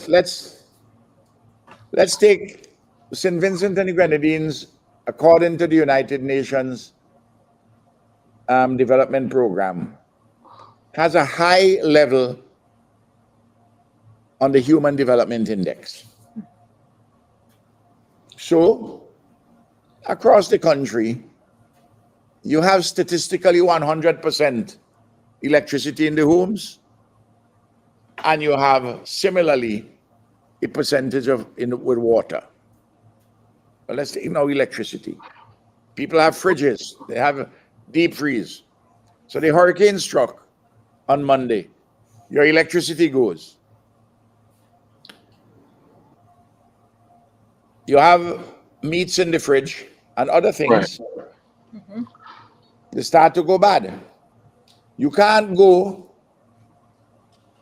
You can't go to collect garbage on Tuesday. The Central Water and Sewage Authority can't do that because the roads are blocked. You can't go. You can't go. Wait. You can't go on Wednesday because tropical wave is preventing you from going on the road on Wednesday. In the meanwhile, all of these meats are smelling, and the trucks to collect the garbage couldn't go out on the days as I've just indicated. So you have potentially a public health problem, which meant that this morning the Central Water and Sewage Authority had to double up with their trucks and to work to do more shifts in order just to clear the backlog of solid waste. Persons who have not experienced these kinds of disasters do not have a picture of what you're confronted with on a day-by-day basis and hour-by-hour basis when you have this kind of a terrible storm, terrible hurricane. We will come back to the money which you ask, and I can ask about that. But also the resources. Are there countries with actual resources in place? Like, are there ships? Are there countries coming to help transport goods and services and people? And what is it that you need? Okay. Well, let me begin by saying what I don't need. I don't need persons who are motivated by Christian conscience or by a great interest of solidarity to say, I am going to send a multiplicity of packages of food and clothing and the like. You do that, and a lot of people will go into their cupboard and take out things which are past their sell-by date and so on and so forth, and go into their cupboard and take clothing which they didn't use for the last 3 years. No, you do that, you're just creating work for me because you're going to block up the ports. So you're going to let me use manpower, which I have to use for other purposes. So if you send in things, you have to send in food. You have to send the food through structured systems. Or if you want to send it individually to your aunt or your uncle or your nephew, send it directly and personally to them, because I have just removed all the duties on these barrels which come in. So you can send them and between now and the 31st of December. So you send it to your nephew. Your nephew has the responsibility to go to the port, clear it. It has to come through a particular transport system, and so on and so on. That's fine. And otherwise, we need monetary donations, and we need tents, we need tarpaulin, we need cots, we need we need the chainsaws, we need things to clean up. We need portable toilets. In fact, I've been trying to source. We had some, but not enough. We have to try and. I've been trying to source portable toilets out of the U.S. or the Caribbean, and I have someone working on them. These are real life issues. Now, all of this, what I'm talking about, costs a lot of money. There are three. There's a stage of cleaning up and relief. They're done simultaneously. And then there's recovery and reconstruction. The bill is going to be huge. You ask the question, where the money coming from? I want to just say this to you. In 2020, COVID hit us, which went into 2021. That didn't originate with us. We didn't create it in a lab or wherever it came from. It came upon us like a thief in the night. Devastated our economy. When the volcanic eruptions occurred in 2020, April 2021, we still had COVID. We had to manage the volcanic eruptions with people in shelters at the time of COVID. Just think of that. Hundreds of persons in a shelter. But you have COVID. Right. Then in July of 2021, Hurricane Elsa came. That was a Category 1 hurricane, over 75 miles per hour. It fortuitously, in some respects, it hit the northern area of the island of St. Vincent, which had been devastated by the volcano. So it only added to the devastation. People had already moved out and they were in shelters. We moved 20,000 persons, 1/5 of the persons on this island. And then we began a period of tremendous recovery in 2022, 23, 24. The economy has been growing. Lots of investments, lots of big capital projects. Because when we were in the hole, we were planning to come out of it very swiftly. Not only state investments with resources borrowed from overseas, World Bank, the Caribbean Development Bank, other state agencies, Republic of China, Morocco, they're different places.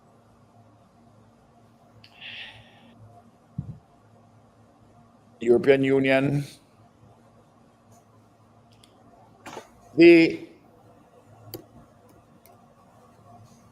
private investment, tremendous hotel expansions, the Sandal Resorts, which is a $250 million resort, 302 rooms, the arguably the best sandals anywhere in the Caribbean. We are working on a modern port, $250 million. That's scheduled to complete by June next year. And the economy is moving. And lots of exciting things are happening. And then Hurricane Beryl. And we don't make we make no contribution of any, what you can talk about, to global warming. Right. We are not part of the epoch of the Anthropocene, man-made climate change, but we are on the front lines. Where are the resources coming from? Right now to clean up. There are CARICOM countries who have limited resources, but they have been helping, advocating and sending food, water, some cots and supplies that I'm talking about. And some have sent monies for relief. We have we have the case of the United States of America has sent for relief $100,000 US, not to the government, but to the Red Cross. Okay. To help. But these sums, all of them together, Right. as grateful as we are, is a drop in the bucket. What we had done, we had set up a contingency fund, and we had increased our value-added tax by 1 percentage point. And by law, that 1 percentage point goes into a contingency fund. Mm-hmm. My government did that, so we drew from it for COVID. We drew from it for the volcanic eruptions. We drew from it for Hurricane Elsa. And we are drawing from it now. Mm-hmm. Now, but what we have there is wholly insufficient for the purposes at hand. But we have something to start with. And we're going to go to Parliament. We are going to increase our overdraft so that we can spend some money. We are going to have to borrow more money. The problem is this. We are not going to borrow money on commercial terms. We're going to borrow on concessional terms from the Caribbean Development Bank, from the World Bank. But these monies, the bulk of it is very slow in coming. A lot of bureaucratic delays. A consultant to do this, another one to do that, and so on and so forth. Those monies are not really so much coming for relief. You might have them going on for development purposes, reconstruction purposes, but none of that money they're going to lend you any of that for housing. And if you get that for housing, I'm sorry for you, because it's going to be such a long, there are going to be so many hurdles that you'll probably build 25 houses in a year. Right. So those monies you have to now try to seek elsewhere through other governments.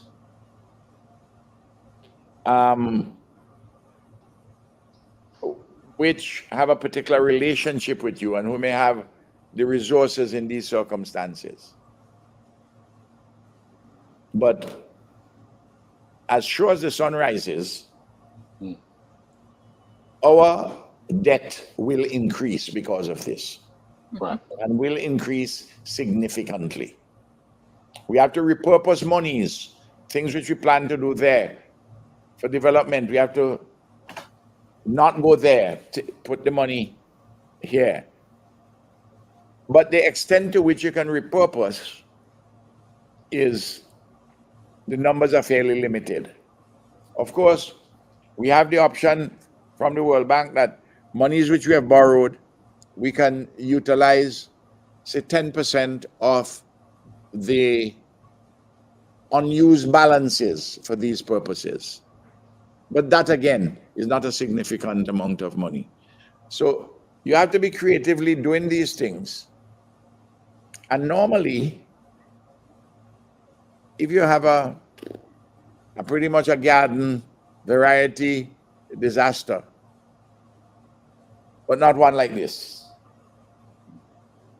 This is a horse of a different color. But PM, I think I know that that you're in a particular situation, but we do have COP. We have COP coming up. We have the General Assembly coming up. We have we have not just Pacific Islanders and those of the Sahel. The overall small island development states are in crisis, right? So when you make the statement that St. Vincent is not responsible, SIDs are not responsible for the warming of the oceans. Our food supplies are being destroyed. Mm-hmm. The oceans are being destroyed. Our agricultural sectors are being devastated. We have masses and masses of people who live off the land. We're not industrialized states. We're not high-tech states. Our economies are not those of developing countries.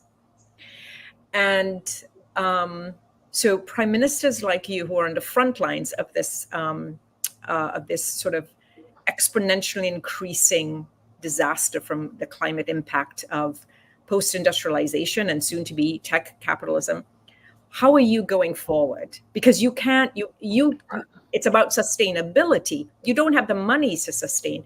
You're making decisions about, what Daddy would say, right? Pay Peter to, what is it, Peter Paul? Pay Peter to pay Paul. Rob right. Peter to pay Paul. Yeah, Rob Peter. So, I mean, that's, and it's not unique to you. But I think you've had far more disasters to grapple with, like Pacific Islanders. Like, how are you going to sort of address? I mean, this takes money and it takes infusion of capital immediately, and it's not about loans, but that's a challenge. And I don't begrudge you that challenge, and it's a hard place to be. Well, Josie, I just told you that the international financial institutions, mm-hmm.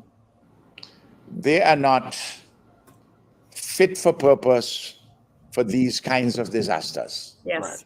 Yeah. So I just want to make that point. No, absolutely, they're not. Yeah. We can get some resources from the rapid facility of the IMF, but relatively speaking, it's small monies. Mm-hmm.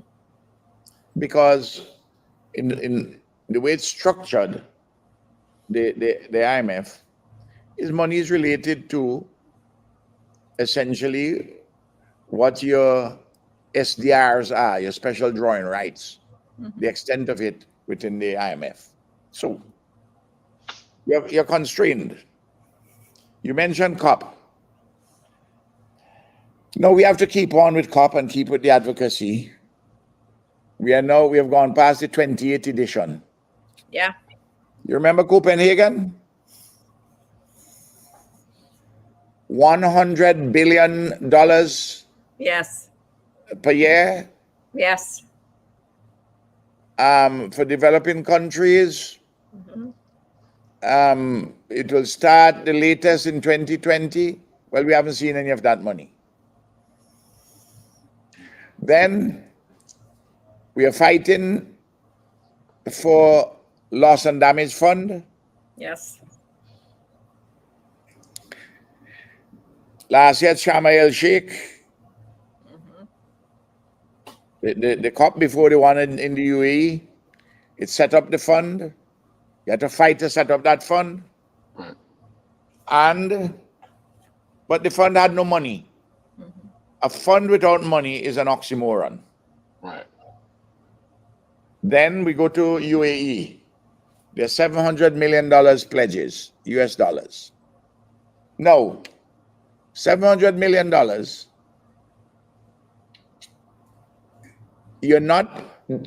just one disaster in Dominica in 2017 with Maria will take that amount of money. Yep. Because in Dominica, it was nearly 200% of the GDP of Dominica. So. And you showed up for that, and you provided them resources for that. Yes. I think the audience needs to understand when we hear these discussions about a loss mitigation fund and these massive amounts of monies, they're not getting to the frontline states that are facing these things.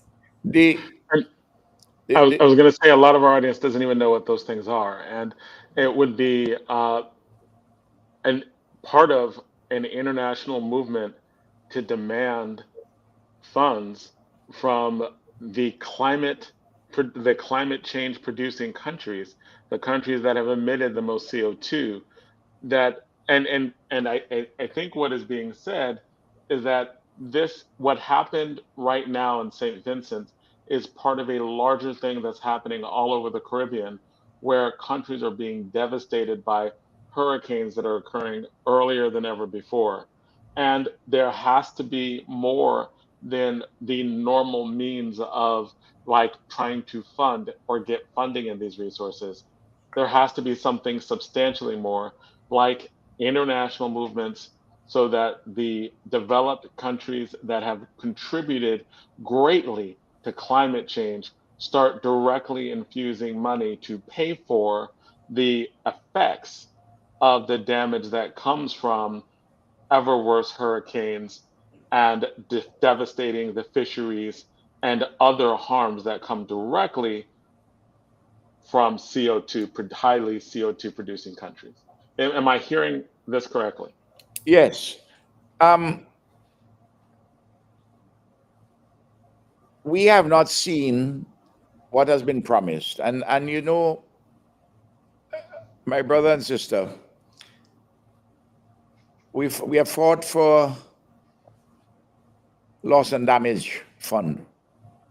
But that's a loss and damage which you have incurred. Mm-hmm. What about mitigation and adaptation monies, which Yes. you require before you get the loss and the damage? Mm-hmm. Yes. And the money is not there. Drips and drabs, little pieces, here and there. And we have to continue to advocate, but you make the point correctly that for the countries in the developed world, to move, the populations have to say to the political leaderships, and to the business leaderships, the consumers have to say to the business leaderships, we need to construct a different political economy in the world. Mm-hmm. And we have to do it in a way where we do not make this Mother Earth inhospitable for future generations, because what our mantra is 1.5 to stay alive, meaning no more than 1.5 degrees Celsius above pre-industrial levels. Well, we are on target to go above that by 2030. Yes. Then we have in real difficulties. Small island developing states, low-lying areas are going to be greatly affected. I haven't spoken about the damage done to the the land itself, to the land, the degradation of the land, the land erosion. We can come to that shortly. And we are not talking yet about, at the same time as you're having intense rainfall, bursts of rainfalls and these storms, we're not talking about the drought that we have been having and the fall in the average rainfall over the whole year, even though you'll get bursts of heavy rainfall, creating landslides and the like. So it's all part and parcel of the same process of global warming and climate change. And if in the case of the historic and contemporary emitters from the developed and emerging economies, like for instance, not only North America, and Europe, but also China, where if we don't arrive at net zero by 2050, well, I'm unlikely to be around by 2050, though that I have a full intention. My intention, I don't expect to be realized, that I will make it to 110 like Isaac, son of Abraham. But that's unlikely. But Josie and yourself, you all are much younger. You all may experience a terrible, inhospitable world. And my grandson, my last grandson, Hugo, who will be 1 year on the 24th of this month, when he is my age, at the turn of the 22nd century, the place, if we continue like we are going, would not be hospitable for him. That is the reality. But yet, you have people following leaders on this issue who are denying climate change. The science is there. I don't argue that with anybody. The science is there. You can read it, and the science is not just persuasive, it's compelling and conclusive. Right. Now, yet you have in the great United States of America a leading figure saying at rallies, I'm going to burn, baby, burn. I'm going to burn the oil. I'm going to burn, let's burn it. Burn, baby, burn. Right. No. And in that way, the illusion is engendered that in that way, in some ineffable way, that will somehow help to make America great again. Well, it's leading all of us to damnation and to immiseration and to an inhospitable earth, because we have to alter the political economy. In the United Kingdom, we just had the general elections. Neither of the major parties was interested in spending a lot of time on climate change. The Conservatives, who lost badly, were running away from the issue. And the Labour Party, which has a much better position on climate change by far than the Tories and the Conservatives, they themselves didn't go and push very much for that, because not something which the constituencies would be responding to. So that until the populations begin to demand of their leaders, listen, I want to hear you on this. I'm interested in my children and my grandchildren and great-grandchildren. Of course, it's good to see that the Greens increased their number of seats from 1 to 4. But you have 630 members in the British Parliament. It seems like you have started off talking about so much devastation that has gone on in the island, and then when I kept asking, like, what is needed, like, and I'm thinking of resources, and I'm thinking of like money in different ways, and it seems like what you're telling me is the most important thing that we can do to help with the devastation from hurricanes like this that are happening more frequently and more powerfully is to demand better of our leaders to take climate change far more seriously than we've been taking it, because we in the West don't realize that these are planet altering, species altering issues.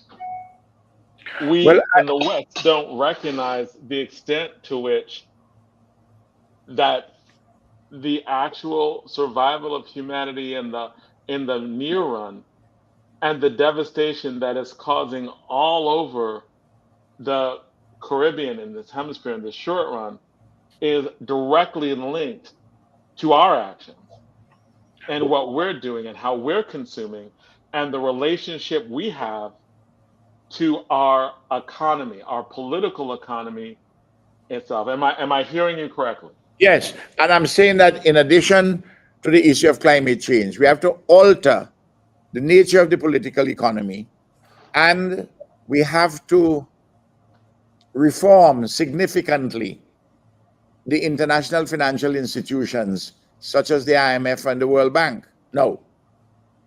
The United States of America is, among other things, that great country predicated on two propositions which increasingly finding themselves in irreconcilable contradictions. The demand of people for more democracy and the embrace by everyone of the founding fathers' appeal to democratic norms. But that quest for the deepening and the widening of democracy comes in conflict with an economic system which entrenches more and more a tiny minority with economic power. Yes. That is what we are talking about here. And until these contradictions, which up to now have not been reconciled, and at some point, if they're not reconciled, they will have to be resolved. How they're going to be resolved, I am not sure. That is to say, the method by which they would be resolved. But we are seeing increasingly that the public, they are not satisfied with this. Mm-hmm.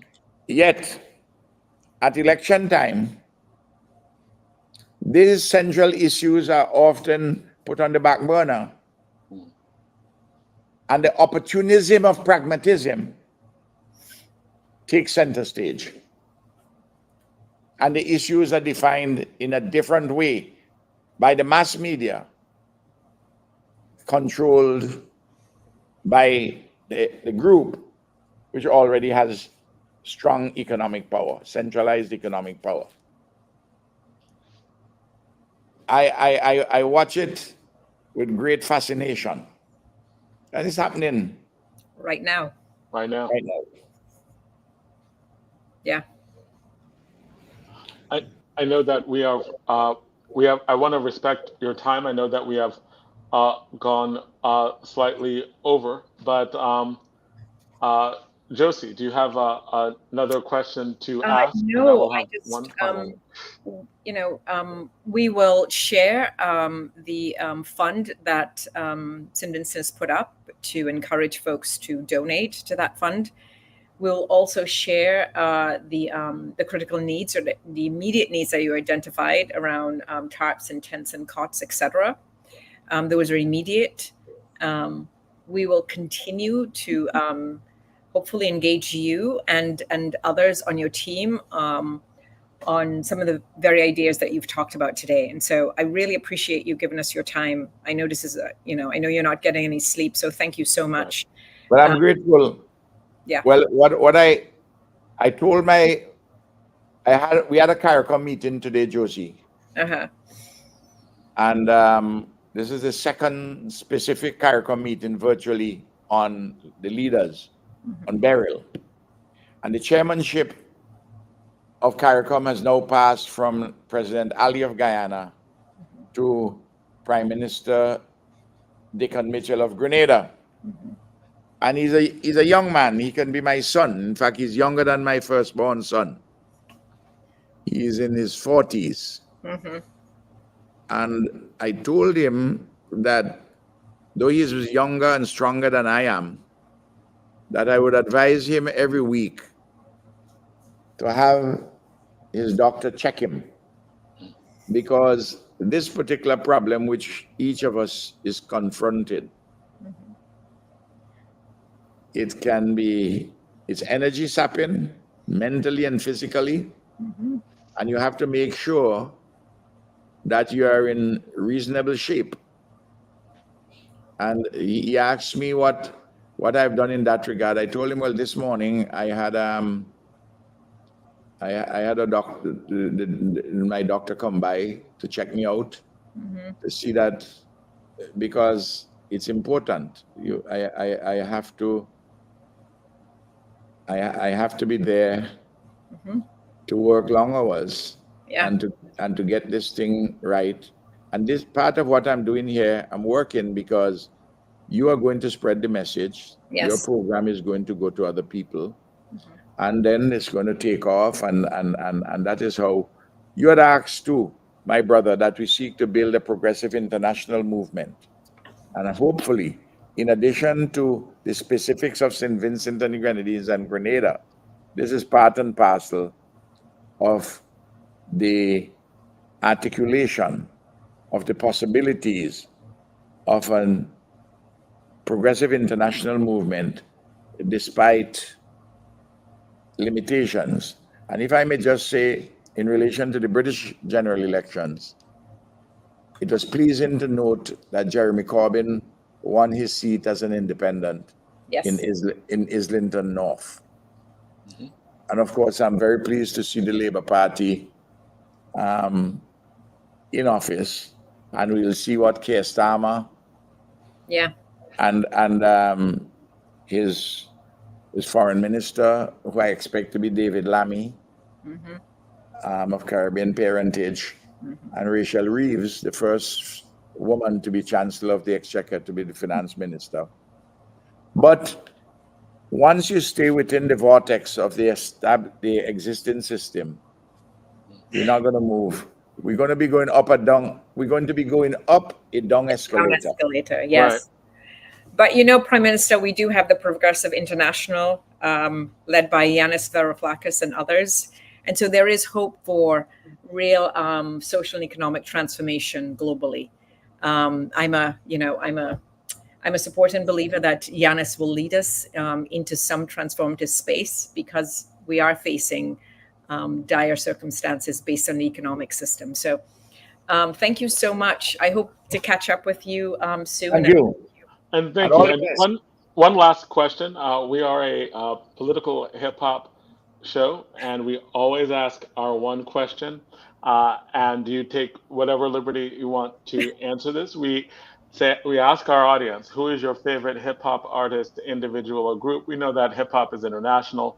And do you have a favorite hip hop artist, individual, or group, or who just helps you through the times right now? It could be any music that you're most inspired. I listen to hip hop, but I must tell you, though I am not a cultural chauvinist with music, because I love all kinds of music. I'm a man of reggae, soca, and calypso. And if you ask me who is my favorite soca artist, I will tell you Skinny Fabulous. Okay. And if you if you ask me who is my favorite reggae dancehall artist, I'll probably tell you Buju Banton. But I have several favorites. But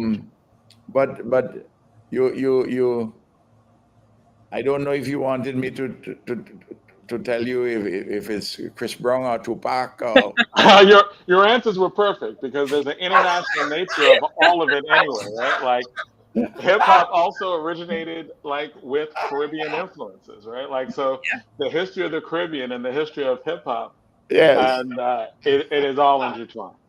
Right. So absolutely, it was an excellent answer. Thank you. Thank you. Good Take luck, care. PM. Thank you. Thank you. Take care.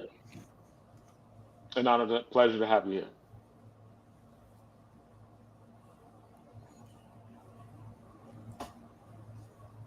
Hello. Hello. Hi. Yeah, Zaid. That was thank you for setting that up. That was quite enlightening, especially the parts about the uh, the demand. Like my initial questions coming in were like, what do you need? What do you need internationally? What type of funding do you need? Do you need, like many people are calling for, and similar situations call for massive U.S. intervention, or some way of ships coming to help, or things of that nature. And he was just like, get your act together on climate change. He's like, well, the first thing you could do is elect people who won't destroy the planet. Mhm. That would help.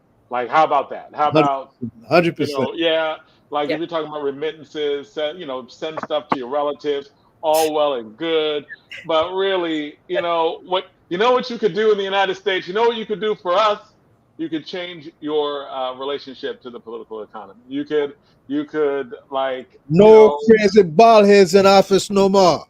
right, like, and that was like an indictment of everyone, because even though some parties are better on climate change than the others, none of them are good, right? None of them are talking about net zero, right? Yeah. Like none of them are talking about zero emissions Got a long way coming to go. through there as a party platform, right? So I want to so thank you, right? Like Oh, I no. want to welcome to the program Kim Poole, who is a reporter, an independent reporter in her own right, who was, I believe, uh, in the Caribbean at the time of Beryl, and I know that we're going to continue our conversation about just what's going on and what are the larger issues with climate change and their impact. Um, so, Hello, Kim. Josie, you can do the Sure, introduction. sure. Kim, welcome. Great to see you. Um, Kim is Kim is the owner, founder, and manager of an organization that is Teaching Artists Institute, and she does a lot of work across the African continent, and of course in the Caribbean. And she was in Grenada at the time Beryl hit, and she can tell us about the work that she was doing and what she experienced during the storm. So, welcome, Kim. Nice to see you, as always. Always a pleasure. What an opportunity to see in real time what we only read about and see on TV. I'm not a reporter, like you said, Jonathan. I'm simply an artist, an artivist. I'm a culture worker. And as a part of the Institute of the Black World 21st Century, I was invited in as a consultant. Grenada is positioned for growth, and they understand the importance of the culture worker, as Maurice Bishop did, in the role of Grenada's future and development. And so our organization, the Teaching Artists Institute, we use art as a tool for social transformation. And so we were invited to help galvanize artists. Grenada already has everything it needs. But the question is, how do we work across sector and understand the importance of bringing artists to decision-making tables outside of simply performance? And that's where we come in. And so we held our initial conversation with creatives and artists on June 28th. And as we all know, the next day was Hurricane Beryl. It's so early in the season to have a Category 4 hurricane is really scary. And so though we came there for cultural development, we realized the importance of what we call the symbolic landscape, the environment on which we work, in which we work.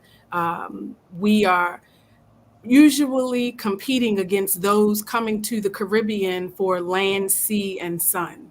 If they're there on tourism, they want to go to the beach.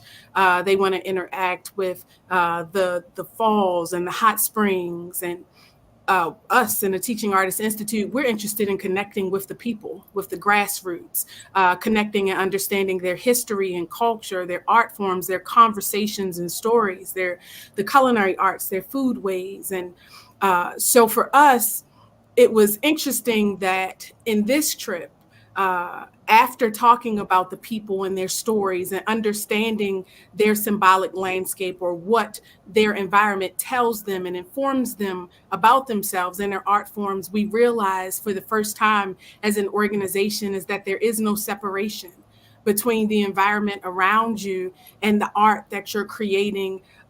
Everybody's on island time.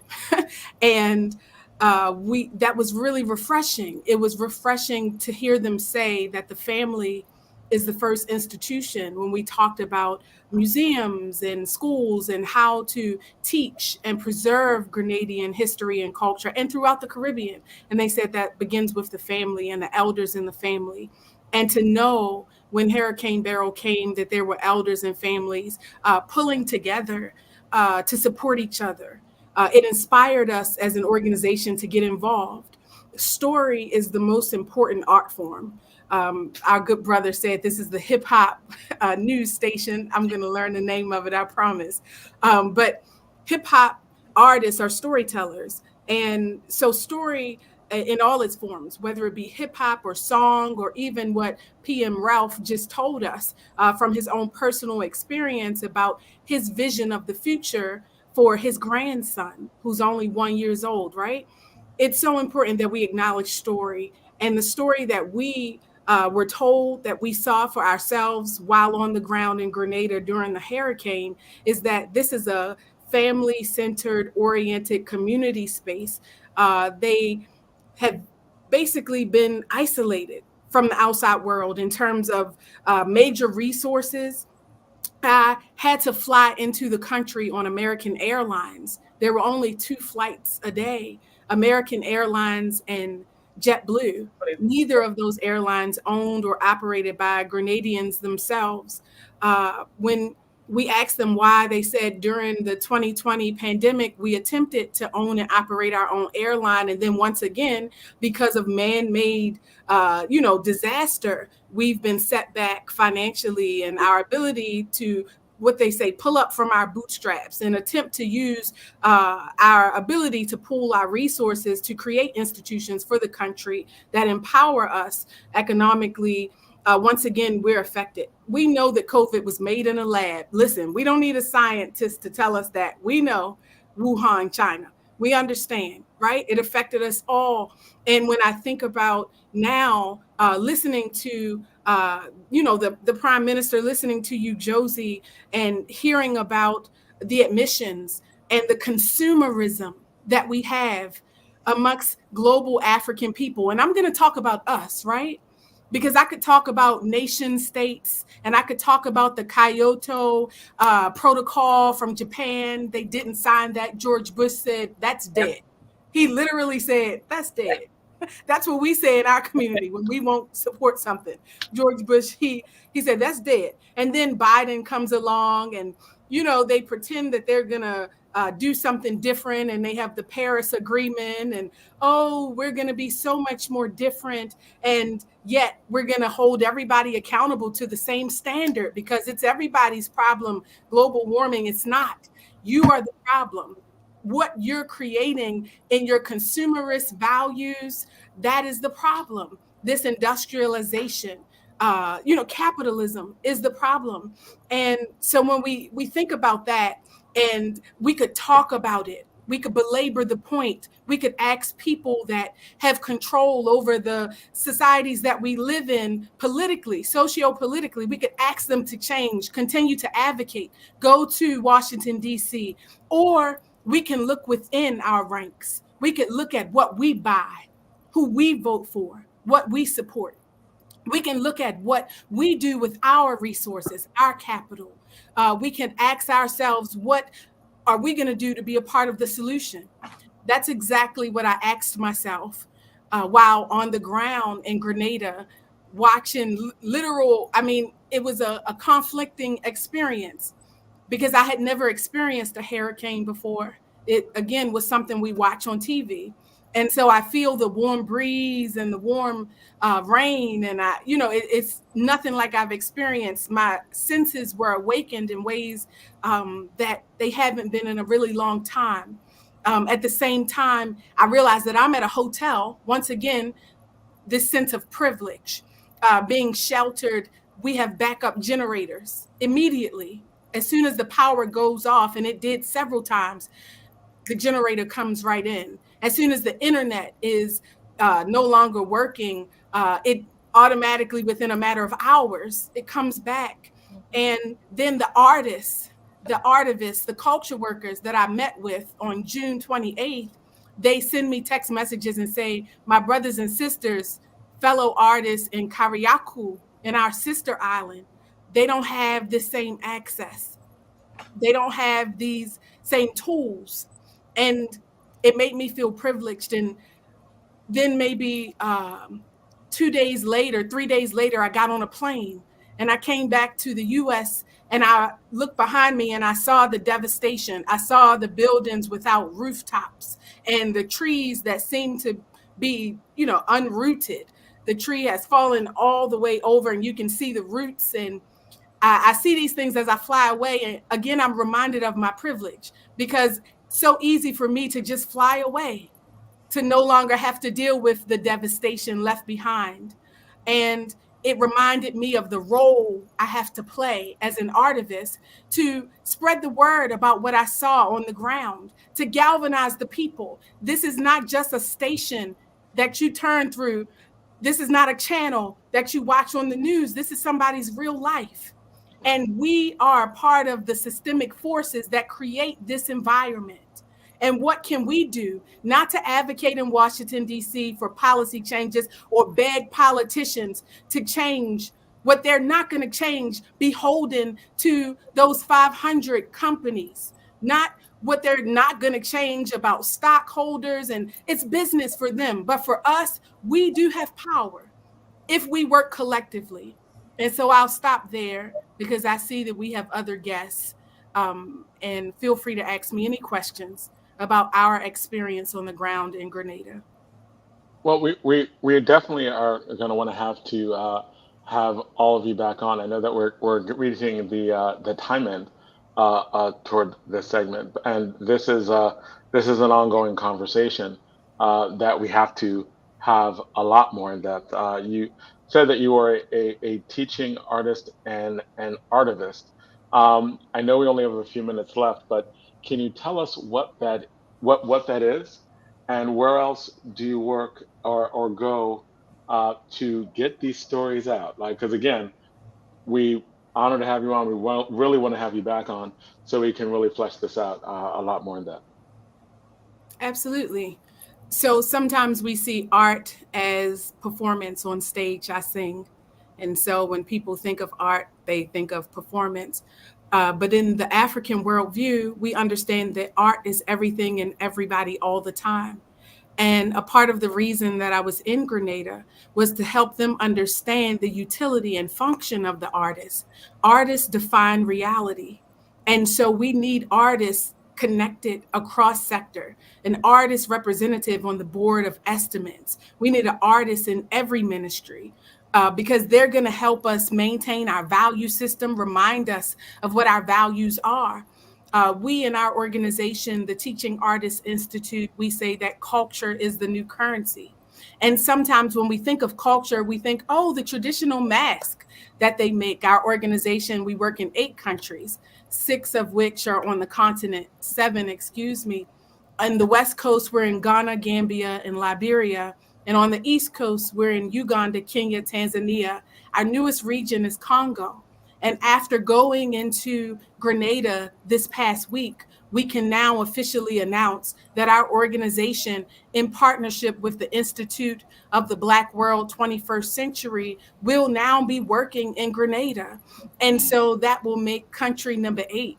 Of course, there's no place like home. We'll always work here in Baltimore, where I'm based. But our job is to remind the world of the centrality of the artist class. We are not the hired help. We're not who you call when you want to be amused or entertained.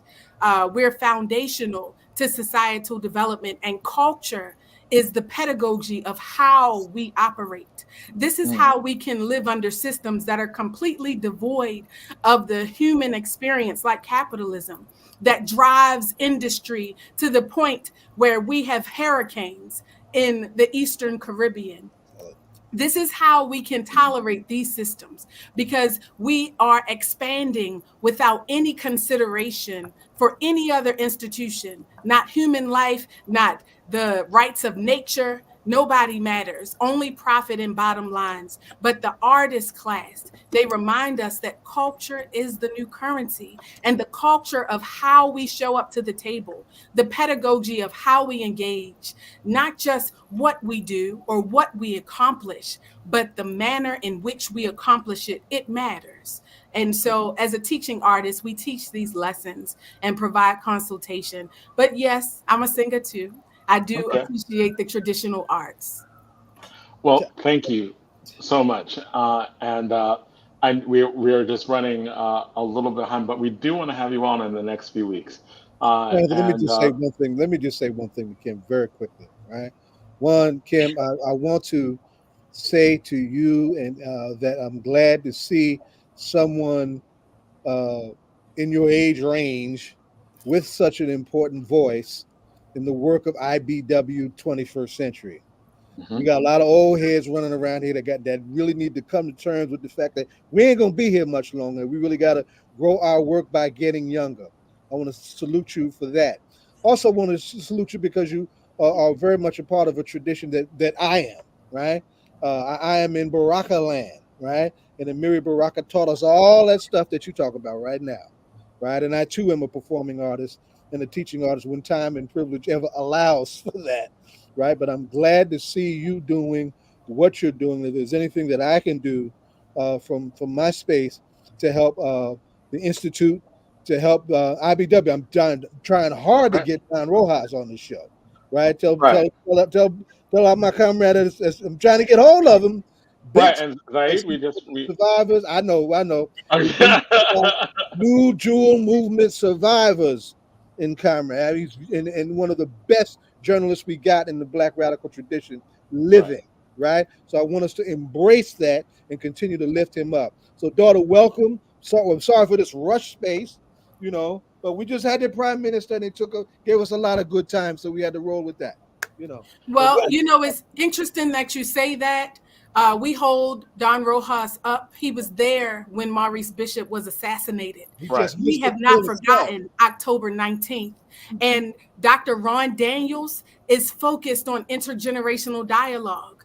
I was not the only younger person in the space. We had another Maurice that was there. We had Twingeye. We had Kobe Little. There were others that were there. And so this conversation, it continues, a luta continua. And I would love to have them here to represent, because those elders, we need to hold them up while they're still with us, while they can still tell their stories for themselves. And so I do respect our prime minister. It's a privilege to be on the platform and share this space with him at any time during this time frame. And I'll look forward to sharing this dialogue with our team in Grenada and with the Institute of the Black World.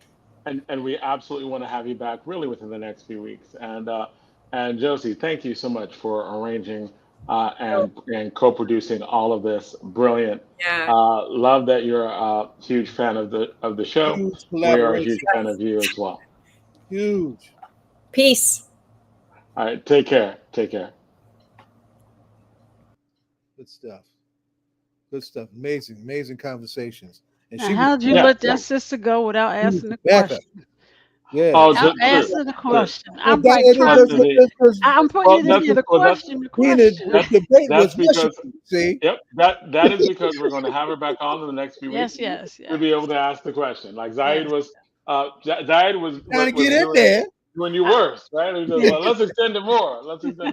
So, but we definitely have to have them back on. That was great so far. We are honored we to are have blessed with with Keith. us right That's now Keith right now. Keith Yes. Cologne, who is getting Good ready to have evening. his first professional fight tomorrow. He is a New York native, or someone who went to St. Benedict, so he's one of our own, and he's going to be entering the ring tomorrow in a first professional fight.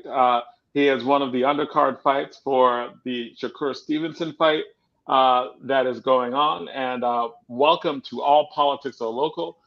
Big shout out to Marquise Lewis, who is always, having looking at sports stories and local sports stories and future sports legends, right?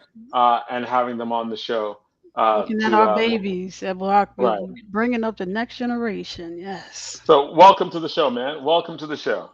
Thank you for having me.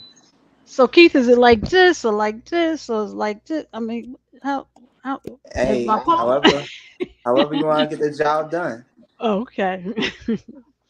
Sound like So what? son. That's So how what are the? demonstrations go. I was going to say, what are the struggles that you had getting to this point? Like you were, I believe you were an amateur. You were in the Olympics last time, Yes. and Beautiful. you've had a have had a stellar amateur, career. Tell us about your road to your first professional fight from the Olympics to now. My role is I feel as though you have some people that have God given abilities. They might be blessed with length, they might be blessed with speed, they might be blessed with power, whatever that may help them along the way. Um, I feel as though I wasn't blessed with any great natural ability. I was just blessed with a great mind, like great mind, dedication, resilience. That those were the avenues where I was blessed. By saying that, it's like I use my grit, my hard work, and my skills to really get me over the hump. Like I just wanted to outwork everybody because I knew that the more work I put in, the better I was going to be. So I really stuck by that, and it really got me to where I am today. I feel as though like where I started and where I am now, I'm a whole different person. I saw it through. I had goals, and by any means necessary, I was focused on them and made sure that that I fulfilled those goals. The Olympic team, right? Starting to like, what was the road there? Like, as in, how did you? Did you start? You started fighting in Newark. Where in Newark did you start fighting? Who was it for? Who helped you along the way to get to that point where you could even compete for the Olympics? So the route for the Olympics is actually not like people think. Like it's really straightforward. You just have to win. You have to keep winning. And in the beginning, like I started boxing in Newark. Um, And along the journey, you got levels. You got 1 day shows, which is just regular shows that anybody can put together. Then you got tournaments. It could be 3 day tournament, 2 day tournament, weekend tournament, and then you got nationals, and those are a week-long tournament. So you basically you come up in a game that way. You fight 1 day shows, you fight weekend shows. Try to gain as much experience as possible. You go from I'm from New Jersey. I'm from Newark, so I literally went up and down the whole East Coast, just gaining experience from Philly, Connecticut, all the way down to DC, Maryland. Just fighting the best, sparring the best, and being a student of the game. And then from there, And now we with the mentorship you received, right? Like to even understand that the 1 day shows, the weekend shows, and even how to fight, right? Yeah, Like, because because it that's seems like there was a lot of mentorship that happened along the way. because that was How gonna did be you get my um into boxing? question. What Who's handling was you? that Who's your trainer? first? That's the Yeah, question. what was that first that said, "Wow, I see myself as a boxer." What was the first inspiration of boxing that where you felt that that's gonna be me? my first inspiration, it really came from within. It just me just wanting to be better at my success. It's just like again when I first started, the only thing that drove me was just how quickly I was developing. It's Mhm. just like I was playing multiple sports at the time. I was good at multiple sports, but I at the time I had zero fights. At the time, I was like green, you could say, and I was in the ring, sparring. It wasn't a fight, but I was sparring people with 100 fights. They had way more experience than me. Usually, How old are you? at the Age time of I was 12. 12 years old. You started at Okay. 12. It's a great age. Go Yeah, ahead. so I started boxing when I was 12, and that was my motivation right there. Coaches would come up to me that had notable fighters, and it was like, "Yo, you doing what you doing? That's great. Like, stick with it. No, not too many people could do what you do." And I jumped out the gate. My first fight, I had zero fights, and usually when you have zero fights, you could only fight somebody with one fight or no fights. It's no in between. It's either you fight somebody with one fight or no fights. I fought somebody with 17 fights and I beat him.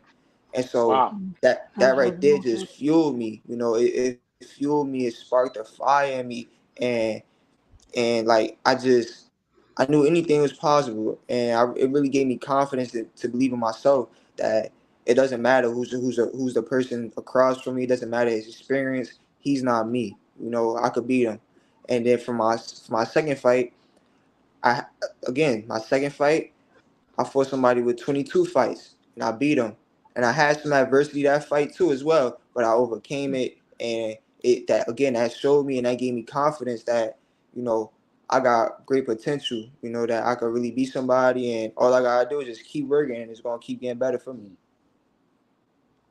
And when you were fighting in Newark, were you fighting in Newark? Was it a particular gym? Like when you had those, like, the beating someone with 12 fights or then beating someone with 22 fights? So these Um, these these these are fights that like I said, my first fight that I was supposed to have was in Philly. We went all the way up to Philly, and the kid didn't show up. His coach was there, but the kid wasn't there. But I was supposed to. That fight was supposed to happen, but it fell through, and then I ended up, like I said, I was so like I went all the way up to Philly to fight. I came back to Jersey and Newark, and I was desperate for a fight, and I jumped out the gate and fought somebody with 17 fights, and then wow. weekends later, I jumped out the gate again and fought somebody with 22 fights because we just wanted the experience. I just wanted to test my skill, and I didn't get a So, chance to do it. so where have you traveled to so far? You've been to Philly. What other cities have you fought in? Now I've Hmm. literally traveled the world boxing. I was like, again, I was on the Olympic team for Puerto Rico. I done fought in Spain, Ecuador, DR. I done almost traveled to almost every state boxing. I've been to like literally almost all around the world: Florida, the whole East Coast, New Mexico, uh, been to Vegas, Utah. All of these places. I've been all over the world boxing. So, um, yeah, I've been everywhere. So your workout look? What is your workout to maintain and to stay competitive as you are? What are you doing now to make sure that you stay and continue to be number one? My workout is simple.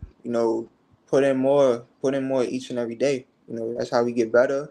Um, Whether we running more miles or we running the same miles but at a faster pace. Uh, we filling the holes in our game. So if after I spar, my coach sees certain things, whether whatever holes he might see that I need to get better on, we attacking that the very next day, and so each day looks different. Honestly, each day looks different, and also it mainly look different because I'm a quick learner, so Hmm. it's like I grasp the information quick, and so it's more so like, okay, he got that. Now I gotta feed him something else for him to get better on, you know. So that's the main reason why every day is kind of something new, something different. It's rarely that I have the same workout unless we're really drilling, something over and over and over again that we want to perfect. So it's interesting. I'm a Jersey girl, and the first time I met a boxer was in Florida when I was in the Air Force. I met Roy Jones. Okay. Did you get an opportunity to go through Pensacola when you was in Florida? Um, no, when I was in Florida, we was in Orlando. You, We was in Orlando, Kissimmee. Kissimmee. Uh, Okay. yeah, Well, Zaid, you the Kissimmee. boxer in the room. What's the question, Well, I hope Zaid? You the y'all let me boxer. ask the kid a You the question. boxer. Keith, congratulations to you, son, and good luck. Thank you. Right? Appreciate it. I've been on both sides of the ring as a fighter and as a trainer, and I know how important having a good trainer is. Who trained you, son? Who taught you? Well, there's many people that have taught me along this way. I didn't grow up with just one trainer. You know, Okay, okay. like I've been boxing since I was 12. I'm now 21, so I've had multiple trainers, learned from many people. But the person that stuck with me all the way through is my dad, and the person that trains me now is my dad, and also a coach by the name of Muhammad Abdul Salam. And what's Dad's name? My dad's name is Keith Rodriguez. Keith Now, Rodriguez. now, Okay. that won't. Now, you cut. Now, you fought the amateurs at 125. What are you going to fight at when you make your debut this week? Are you staying Well, at my your weight? debut You this moving week, up? my weight is 126. That will be where I'll be fighting at tomorrow. Okay. Okay. Tell us how, because this is instruction is huge, right? Not only did you get a chance to be in the Olympics, but you actually went from Newark, New Jersey, to actually represent Puerto Rico in the Olympics. Right. That's a story in itself, Mm. right? Tell that story. Yes. So I represented. I was on the Olympic team for Puerto Rico, and it was basically I was in the U.S. and I was number 2 in the U.S. So it's not like I just went over to Puerto Rico to represent. I was number 2 in the U.S. and I had aspirations to represent the United States. The Olympic team. But it was a lot of things like some people may say politics. I don't want to make no excuses or say any of that type stuff. But it was just they didn't. I guess I'm gonna just say they didn't believe that, or they didn't want me to represent their team. So the next step was You can say that here. representing. Yeah. Yeah, So you can the say that. next step. Yeah, Yeah, you can say that here. whatever it might be. Like they didn't want me to represent the Olympic team. Um, I did everything I was supposed to do. I should say I did everything I was supposed to do to get my chance, and they just declined it. So I went with Puerto Rico, and that route it was it literally happened unexpectedly. I just fought one time, and then I ended up fighting in like at a national in Puerto Rico, and it was like, oh, now you go to DR, and it's like, okay, but the DR came back, did it again, and then now that whole year, I ended up going to the Continentals, that was in Ecuador, I believe, and fighting everybody. So everybody that you'll see coming up fighting on the Olympics, I almost fought every person, whether they from Mexico, Trinidad, China, the whole 9 yards. So yeah, so that's how I ended up on the Puerto Rico Olympic team. There's a part of your story that I want people to appreciate too, because it doesn't happen much at all in this particular sport. Boxing has the painful distinction of being what we call the red light district of sport.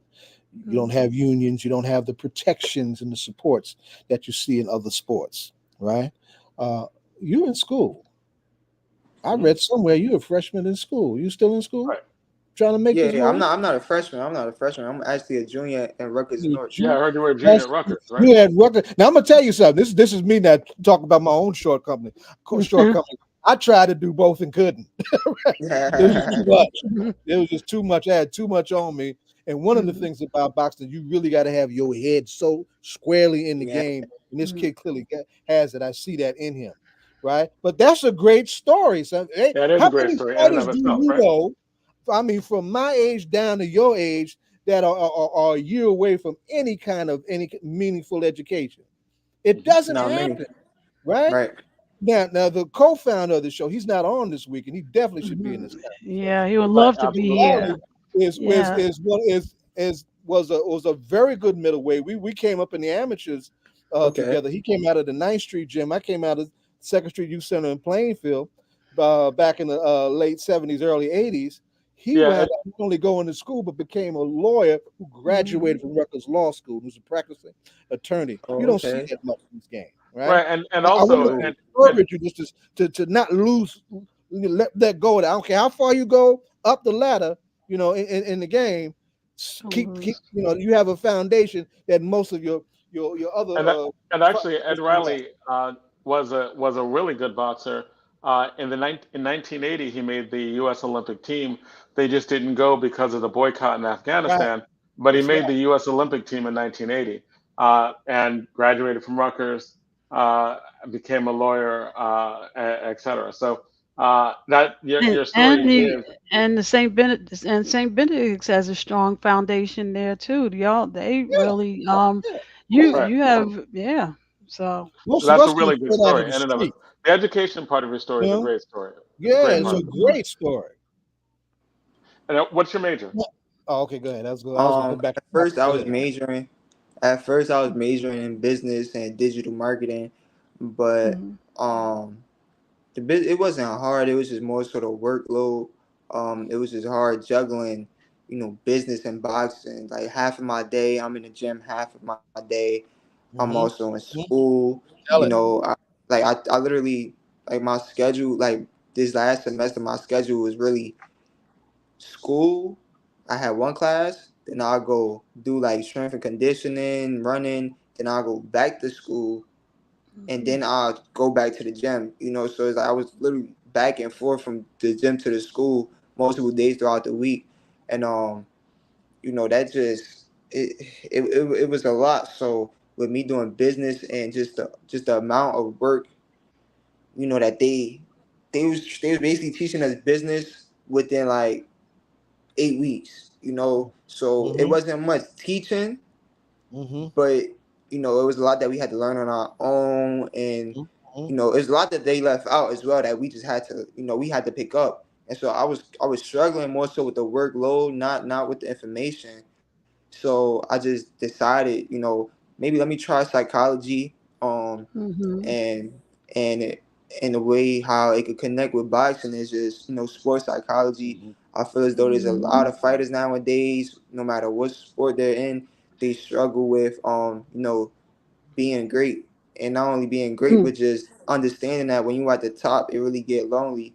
You know, everybody's not in your position because everybody can't take the It's a pressure, lot of pressure to and live with. That's right. Yeah, That's and right. that would make me exactly, think of Muhammad Ali and how he would get into people's heads, like in the psychology, yeah, and how so so you're in college and you're finding yourself as you're growing, which is natural. Anybody, you come in as a freshman and you may leave under another discipline just because you're finding yourself, but it seems you're on a tremendous path, and psychology, like you said, is that you think of Muhammad Ali and how he would mentally just talk to people, and and his relationships with people because of his conversations with people. So And it seems that you're exactly, staying true to yourself too.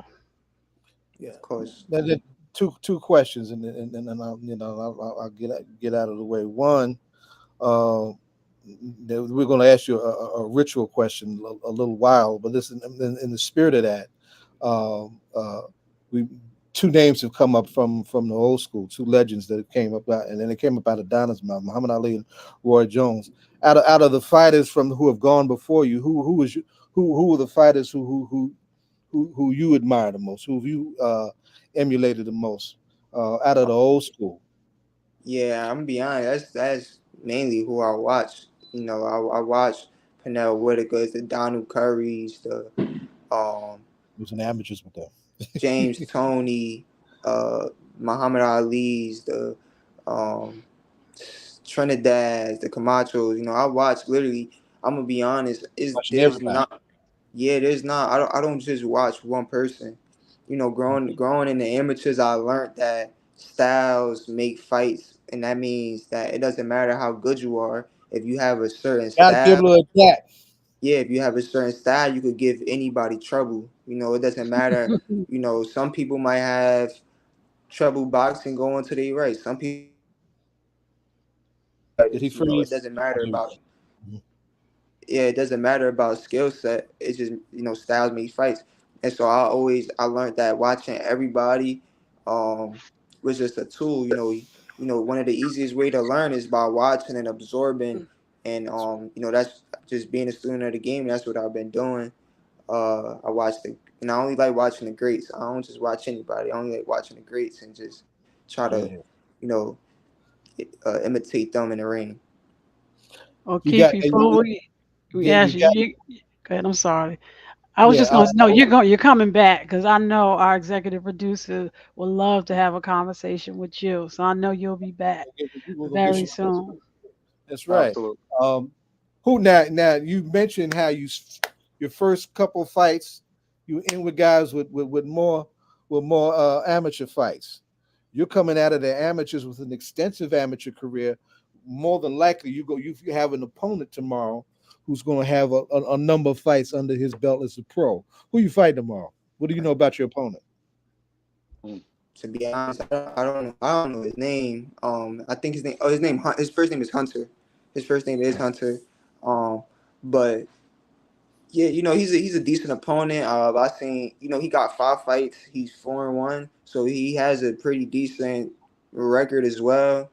He only had one loss, and some people may say like, "Oh, this kid jumping the gun." Like when I all the people, they was like, wow, you fight somebody with 5 fights for your first pro fight. I'm shocked they approved it. But, I believe in my ability. I believe in my skills. And my team believe in my ability and they believe in my skills. A lot of people don't even know that, when you fight overseas and the international level, them fighters already be like 9 times out of 10, they already pro. I fought someone that already has 6 pro fights. So that this is really nothing new Right. to me. I've been in a ring with, you That's know, right. That's the best the training. That's best right. the best professionals already. Richardson Hitchens, um, a lot of top pros, Stephen Fulton, um, Christian Mhm. Cardo, Shakur Stevenson, Amanda Serrano. I my skills speak for themselves. Yes, sir. Yes, sir. We're looking Okay. forward to seeing it tomorrow. And last question I'm going to ask is I got a ticket, by the way, too. I'm tripping because I ain't been to a fight in decades. oh, we Oh, you gonna definitely be will there be rooting tomorrow? for you, man.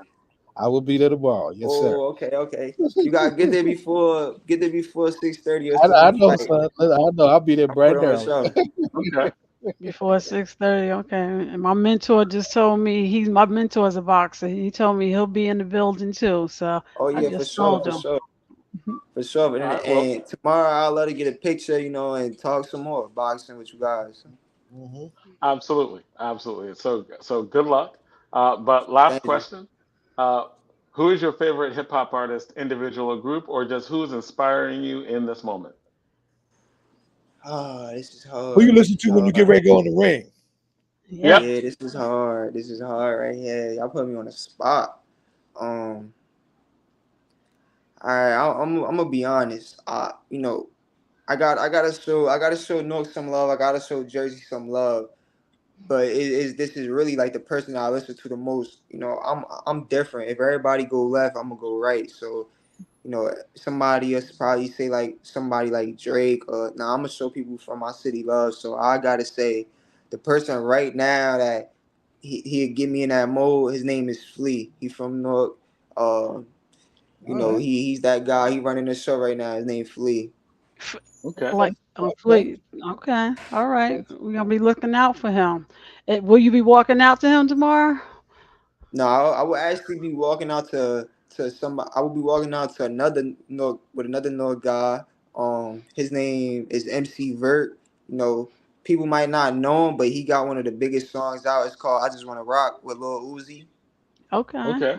MC Yeah, Burt it was and Fleet. it flooded the radio. So when that's actually my first time saying it. So I already know when people just hear like the first 5 seconds of the song, they're gonna be going crazy and they're gonna be looking for him, they're gonna be looking for me, and we just gonna, we're gonna do our thing. Yes, sir. Yes, sir. All right. Well. Thank you very much, man. Uh, Very much appreciated. Thank you for Thank you for taking coming out. time. Good luck Yeah. tomorrow. Good luck tomorrow, Thank you. man. Thank you for Okay. Good having luck. me. Yes. Looking forward. I know who I'm rooting for. And I know how I'm rooting. congratulations in advance. Thank you. I Absolutely. appreciate that. All right. So All right. that's What just a finished another show segment tonight. on politics and What a local, show and tonight. Yeah. we have finished for the evening. It was a great show. Yeah. Thank you to Eric Payne for coming in on the Payne Report and helping us continue our ongoing tribute Can I tell until you? November for this. Can I tell you? Last night I did a binge on uh Grey's Anatomy, and who pops up? Eric Payne. I was like, look at Okay. Eric in here, and I just text him. I was like, I'm sorry I missed it. I was watching Eric last night on TV. Oh, he's All right, really good. Yeah. and thanks to Josie Gonsalves as well Mhm. for arranging and co-producing the segments that we had afterwards. A segment with the Prime Yes, Minister yes, uh, sir. from Yes. uh, from Saint Vincent and the Grenadines, and also thank you for bringing on and helping us introducing us to the wonderful teaching artist that she brought on after. So thank you for all that. That was just excellent, excellent show. Big shout out to Marquise Lewis. Marquise, thank you for connecting us with Keith Cologne and helping make this a great show. This All Politics are Local is really a community show where we have a lot of different people who put stuff together to make the show go. So thank you to all of you for this time. It is now 9 o'clock. Anybody have anything else to announce? We got Zaid, two things very Donna? quickly.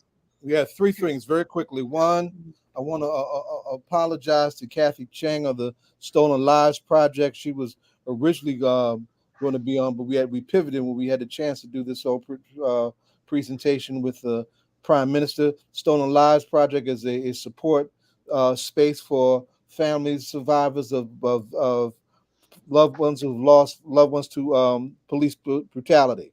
The annual induction ceremony will be on Sunday the 13th this year. I put it on our YouTube and Facebook page in the chat. And we had another guest. Kim was actually a backup. We had a farmer that we were going to have on Yes. to be on the second part. But the power outages are real.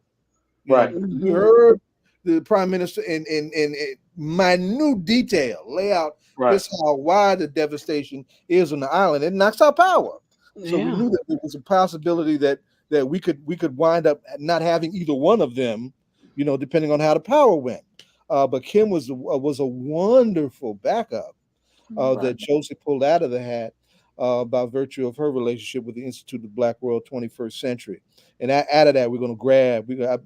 I've got my own history with Don Rojas. We're gonna get Don on. Next we should get him on with Todd Burrows. Todd Burrows has a very scary and compelling story about where Don Rojas told him about how he was told all just of us. chosen to live. Right. He missed being killed twice. Right. By the forces that overthrew Maurice Bishop in the Jewel movement. He was the press officer. He was Maurice's press officer. Yep. Right? And Brilliant apparently Bishop asked him to leave the car because he knew that he was not going to be able to leave the car. And he asked his press secretary to leave. I remember when Todd told me that very, very chilling story. Hell. And that we definitely want to have him back on to have conversations here. It was cool that the entire Donna. No, I was just saying we're in hurricane season, and to hear Caribbean islands talk about hurricanes and how much more they are prepared for them than we are. I never forget being at a seminar in Jamaica back in 2000, and Jamaica Prime Minister said, "Listen, we sleep with a Bible and a candle by our bed," and they like shut the island down twice a year to prepare for storms and things like that, and we're not even as prepared as they are. So I think what I got from what the Prime Minister said more than anything that was real interesting in the interview is that although he detailed point by point the destruction that's taking place and the amount of money and time it will take to repair, rebuild, when asked what can people from the outside do, what can we Gave a do? political answer. Right. Well, the thing you can do isn't to send like stuff. Don't send food, right? Here's some stuff you can send, but if you really want to do something, right? If you really want to do something, you got to get your countries to be serious about climate change and net zero. You got to understand that the way you consume, the way that you interact with the industry, all that directly is destroying the Caribbean and then eventually the planet, right? That's right. You are destroying the planet. Y'all need to stop and pay attention to these international conventions and stop paying attention to people who are running for president who are like burn baby burn, drill baby drill, right? You got to stop that because that is killing all of us. I thought when his country is suffering from devastating hurricanes that are the earliest category, all kind of material help. earliest, right? The earliest category 5s in history. That's pretty powerful statement. And now we're on the second hurricane already that's out there. Hurricane Beryl's out. Yeah. Right. Yeah, what I didn't get a chance to say, and because I'm not going to be with you next Friday. Next Friday is the 12th. Next Friday is the anniversary of the launch of the Epic Newark Uprising, and we'll be in the street, right? Okay. So I want everybody to who can join our annual march. We will be at the Rebellion Park Monument on Springfield Avenue. We will march to the former First Precinct where it all started, but that is now the Office of Violence Prevention, where the Brick City Peace Collective and some of our other CVI workers actually handle the business of making peace in this town. We will go there and rally there for a moment and come back. We will be. I mentioned an incident that took place last week with one of our interventionists, Shadi Dukes. We will be lifting up Shadi in that particular march too. This reform process still needs a lot of work, and there's supposed to be one last thing. An event. I don't have it in front of me. I apologize. On the 9th, I will send that out. The Institute of Jersey Institute of Social Justice will be doing for the police around the status of the reform effort, because there's been some movement to move away from some of the federal oversight. We got some questions we got to ask about that. So lots happening on that front, y'all. Hold July 12th, hold July 9th. And close out, where will you be at tomorrow night, Zaid? Where will you be at tomorrow night? You'll be in the building with them young brothers watching the fight, huh? Okay, I forgot that quick. Right. All right. Well, thank you, and another good week. And until next week. All right, y'all.